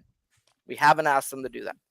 Yeah, and he winched yesterday, so we'll not get him. Kopech will throw to Lindor again because that's what Roberts has been doing as well. So I'll be very interested to see what that happens. I hate to contradict you again, but no, he has not. Lindor and Vientos have seen 13 innings versus the Dodgers bullpen. They have not seen the same arm twice so far. I think I'll be surprised if Kopech doesn't get Lindor again here today. They've been matching these guys on purpose to not make sure they don't see them more than once. So eventually, yes. But so far through the first 3 games, our studs have been placed in at certain times, preparing for the next game. Dave Roberts is not in charge. They took his play script away a long time, years ago, bro. When he brought Kershaw out the fucking bullpen and left fucking our lefty specialists out there, and Kendrick and Soto took them back to back with me sitting right next to the fucking Jonas brothers. Yeah, that was the last time they fucking did that. Well, we've seen that. We know that the longer a series goes, the more you see the bullpen, the more hittable they are. Even the greatest arms in the league, and we saw that in the 7-3 final in the Guardians Tigers, which I'm still livid that I wasn't on the over. It was so clear that the bullpens were being used too much. And if you get to see them over and over again, they become way more hittable. Sharpies, are we getting a bullpen game next game? A bullpen game? No, we're getting Flaherty and then maybe a bullpen game. So, I mean, Dodgers are set up right now. We only needed 1. We expect 2, if not 3. We've got our 2 best pitchers going back-to-back right now in New York. We should be going home with a lead, if not just going home. Like, I hate to say that. Like, Dodgers may go out and get pounded today, but guess what? I'm going to take fucking Flaherty over whoever the fuck they got going tomorrow. Like, agreed. Dodgers are set up with a 2-1 lead. Their 2 best pitchers and their bullpen's not taxed.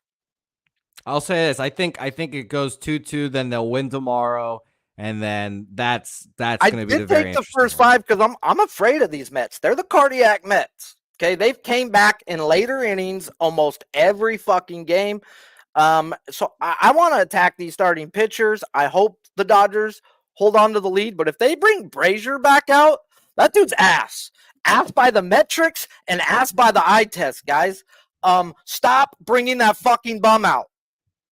Thank you. We are locked and loaded here. Jose on the Mets at +120. Sharpie on the Dodgers, first 5 -0.5 at +120. So both of these guys on the +120 spots. Then we have Quan over 1.5 hits, runs, and RBIs for Daby Cab in game 1. Hey, I put a dub on this. I put $20 on this, Jimmy, just for shits and giggles. Last night at the end of the game, John Smoltz said, if I was a betting man, I'd bet extras. I fucking did just because Smoltz said it, bro. I was like, you know what? Do you know something, Smoltzy? Do you know something? He's like, there's been blowouts every game. He goes, we're going to have a fucking fight tomorrow. And I was like, oh, okay. Yeah. Let's go bet fucking extras +900. I agree. I think the Mets just need that. They need to feel that pressure right on the back of their necks to feel something. How about we all I did not feel good in that game until Kiki hit that bomb. Yeah. And his whole at bat, I was like, oh, fuck, he's striking out, dude. This fucker's swinging at fucking everything. Just fucking swinging. Ball up here, ball down here, ball out there, swing. And then he hung one. Oh, my God. And then I was like, okay, game's over. Another funny stat before I go. Ohtani is 0-for without runners on. And he's batting like 800 with runners in scoring position. Yeah. I had Ohtani last night, and it's so funny because had over 1.5 bases. He got it on his last at bat. And I tell you what, after that first strike on the last at bat, I out loud and I was by myself. I was like, fuck this motherfucker. Like just cussing him out. And then bam, I'm like, all right, that's what I'm talking about. Yeah. Yeah, he's a monster. And Yamamoto's performance in Game 5 with the Padres, the roster moves they've made, dealing with all these pitching injuries and watching the Dodgers roll here has been extremely impressive. Yeah. We are locked in here for NLCS and ALCS action. Sharpie, when are you going to be on the Odds Bunch YouTube channel next, my man? I don't fucking know. I don't even know when I'm going to be on.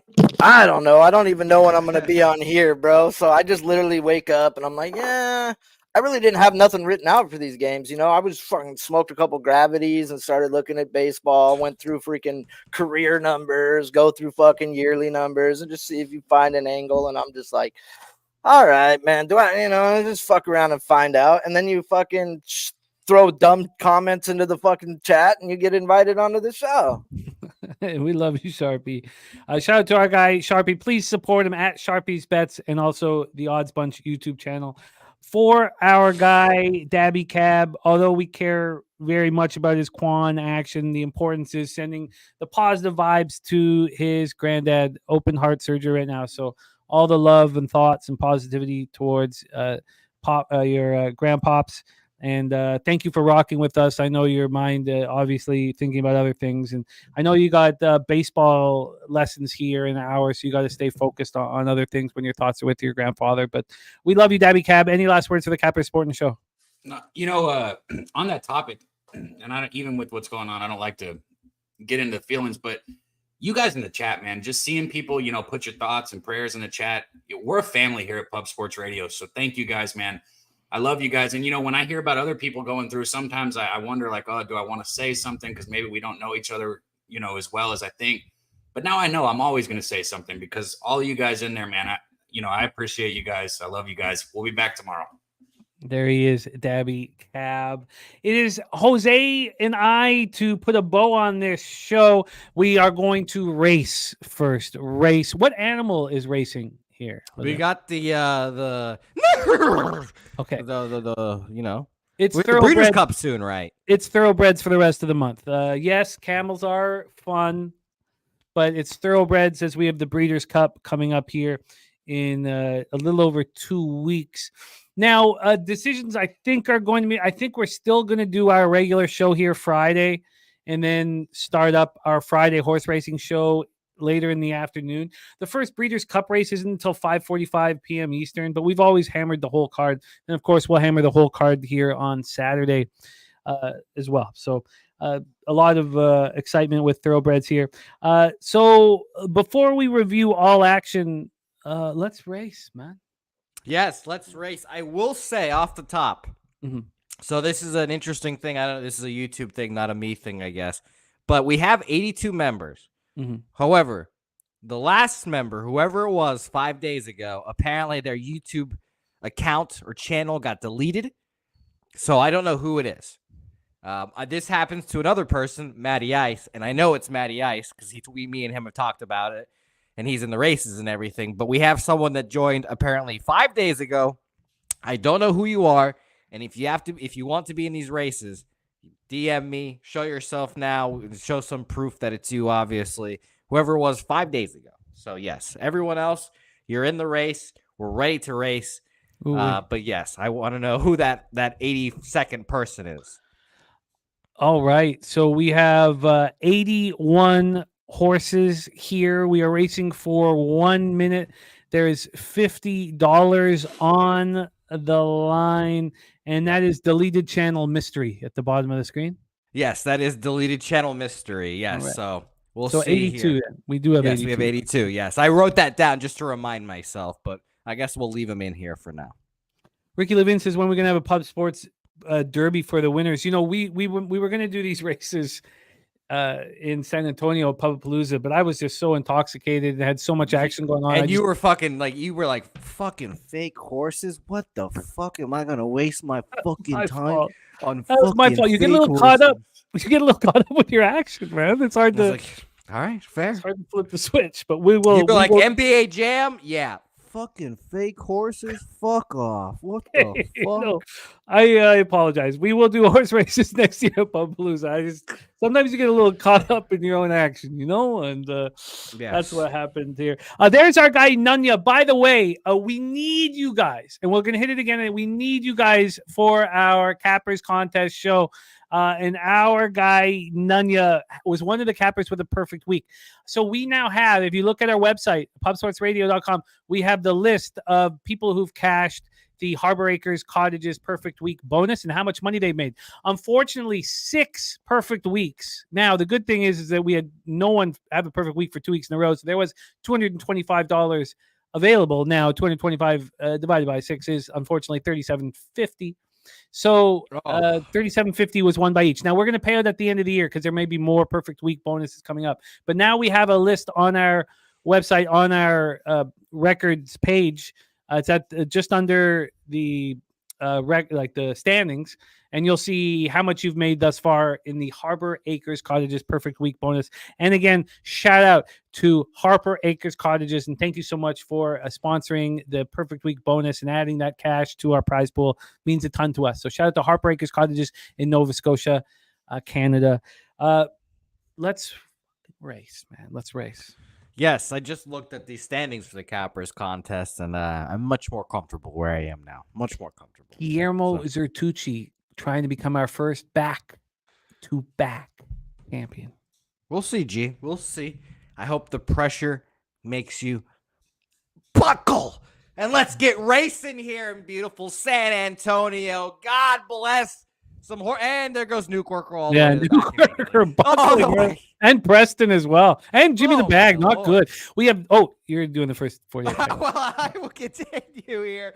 Barry Rozelle, Helga, Nutflush, Ron Crawford, Coyne, Johnny Guns, all in the mix right now here. Let's remember, it's all about late pace. What is going to happen here? Nutflush 16 in the mix back there as well, Jimmy. Yes, Nutflush, you are right there. I think you're tied for second, I believe. Johnny Guns up front. BT, J-Dub moving forwardly. Oh, J-Dub buckles. Ron Crawford, though. BT, Ron Crawford, and Boogie Main coming down to the final couple furlongs. And there's Nasty Nate. Come on, here Nate. Comes the Big Ragu with his patented late pace. Big Ragu flying here. Big Ragu moves to the front. Can he hold? But here comes MMA Mad Hatter and Saturated. And Rez Mob. Mob now $50 richer. Shout out to our guy Rez Mob. Mob, our winner, snaking Big Ragu late, and Billy Friedrich in third place as well. Rez Mob, $50 richer. Our friend Rez Mob.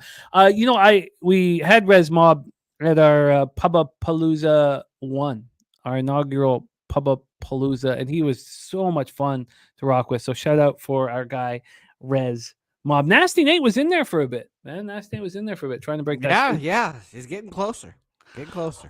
Let's review all action, but please join us for the Cappers contest show in an hour and 11 minutes. We need more people voting. We're now 14, 15, and 1. One winning week. If we go 3-2, we're 500, whatever. But if we go 4-1, we're in the black, and we can start really putting some excitement into these shows. So, and let's not forget as well, there are quarter, I guess, contests, whatever. So if we can do well in a certain quarter, we can be in the money for that as well. And we are what, 4-1 and 3-2 for this quarter, I believe. Is that right? Something like that. Yes. By the way, Turnsey, it's nice to see Turnsey. We don't see Turnsey enough. So it's nice to see you, Turnsey. Bodog has Dodgers' first 5-team total over 1.5, -135. How do you not get that? So good looks there, Turnsey. Good luck, my man. Nice to see you. Let's review all action. It's the time of year where the record keeping is painstaking. How many records did I send you? Looking at 8 different records of Cappers for this show. And thank God you do yours. We haven't said this, and it's important. It was asked about our Ron Crawford. The spreadsheet play of the day is the New York Metropolitans at +125. Shout out to our guy, Ron Crawford.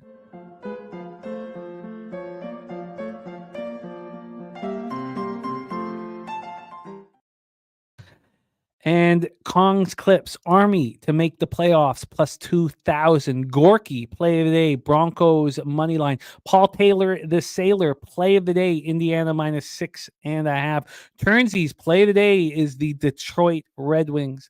Stacks, play of the day, Johnson, over 26.5 yards for sweet stacks. Stacks, stacks, stacks, stacks, stacks, stacks, stacks, stacks, stacks, stacks, stacks, stacks, stacks, stacks. Morgan Spooner, Devon Valet over 50 receiving yards at plus 260 alternate line, and Broncos minus 2.5 at minus 110. Bobano's on the Montreal Canadiens at plus 126. He's on the over 6.5 minus 105 in New Jersey, Ottawa. He's on the Lightning money line in the over 6. I'm on the Lightning minus 1. Lamont Williams also on the Lightning, but he's parlaying the Lightning and the Panthers, and I've now doubled down on my Canucks action. First time betting them this year. I'm on the first period Canucks at even money, and I'm on the full game minus 106. I'm really happy I added the first period because I was kind of beating myself up for not taking the minus 1 line. Again, Kachuk and Barkov out. Angry Canucks team without a win. Canucks losing already to the Lightning. Sitting in Florida waiting for Florida to come off their road trip. Florida first game back at home after. I mean, it's just one after another after another after another. It's the best bet on the board to me. This my Knuckleheads, who I have not bet all year, and I fade more than I bet. Bobano's on the over 5.5 and the draw in Stars Capitals, and I have some interest in the Stars minus 1. Remember, Ottinger signed the big contract today, not in the lineup. He is not starting. It is Casey DeSmith. Sabres Jackets, no action. I'm in. I'm with Turnsey. I haven't bet this yet. Red Wings or the team total over 2.5. I don't want both. I want to fade Johnny Quick. I'm not sure how exactly I'm going to bet that, but that decision will be made over the next hour and 7 minutes, unless the line's continuing to move to the Rangers. If that's the case, I will wait. I do have some interest in the Blues. Bobano on the over 5.5 in Islanders Blues and the Blues. We already heard from Rod Zawacki, his 10-star play today is the Blues. I am interested in joining him. It is Hofer, not Binnington. Oilers Preds, we stayed off. I want San Jose first period. You've already taken Macklin Celebrini from us, Vancouver boy, North Shore Winter Club alum. And now it looks like Eklund is not going to be out there. I need that. I need Eklund. I want San Jose first period, but I won't do it if there's no Eklund. There needs to be some weapons. I do think the pressure is pretty intense on the Blackhawks here, but no Eklund, no bet. Bobano closes up his NHL card with the draw in Flyers Kraken. Then we have Bobano on the Broncos money line, the team total over 19.5 and the over 36.5. I'm not against that Broncos team total over. I've already got a minus 2.5 or minus 2, excuse me, minus 2, minus 112. I might add the team total over 19.5 or just look to get on them live. I don't know if we'll get the opportunity live. Maybe I should just move on that team total. I'll make that decision here. It will be a contest pick as well. We do have action from our cappers in the chat. Daryl Lyles all over this game. Kamara over 36.5 receiving yards. Kamara over 4.5 receptions. Rattler over 20.5 rush yards. Nix over 27.5 rush yards. Sutton over 3.5 receptions. Sutton over 45.5 receiving yards. Johnson over 2.5 receptions. So correlated action with Stacks. Williams over 44.5 rush yards. And Franklin over 1.5 receptions. Then we have Truth Teller on the Saints over 1.5 field goals. The COD guy on Rattler over 220 passing yards. The Saints win.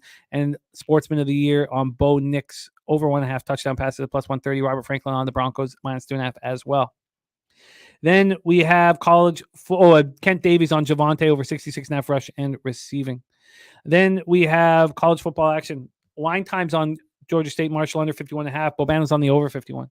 CMAC and Bobano both on Boston College. CMAC broke it down yesterday. Bobano today. And I'm going to move on that under.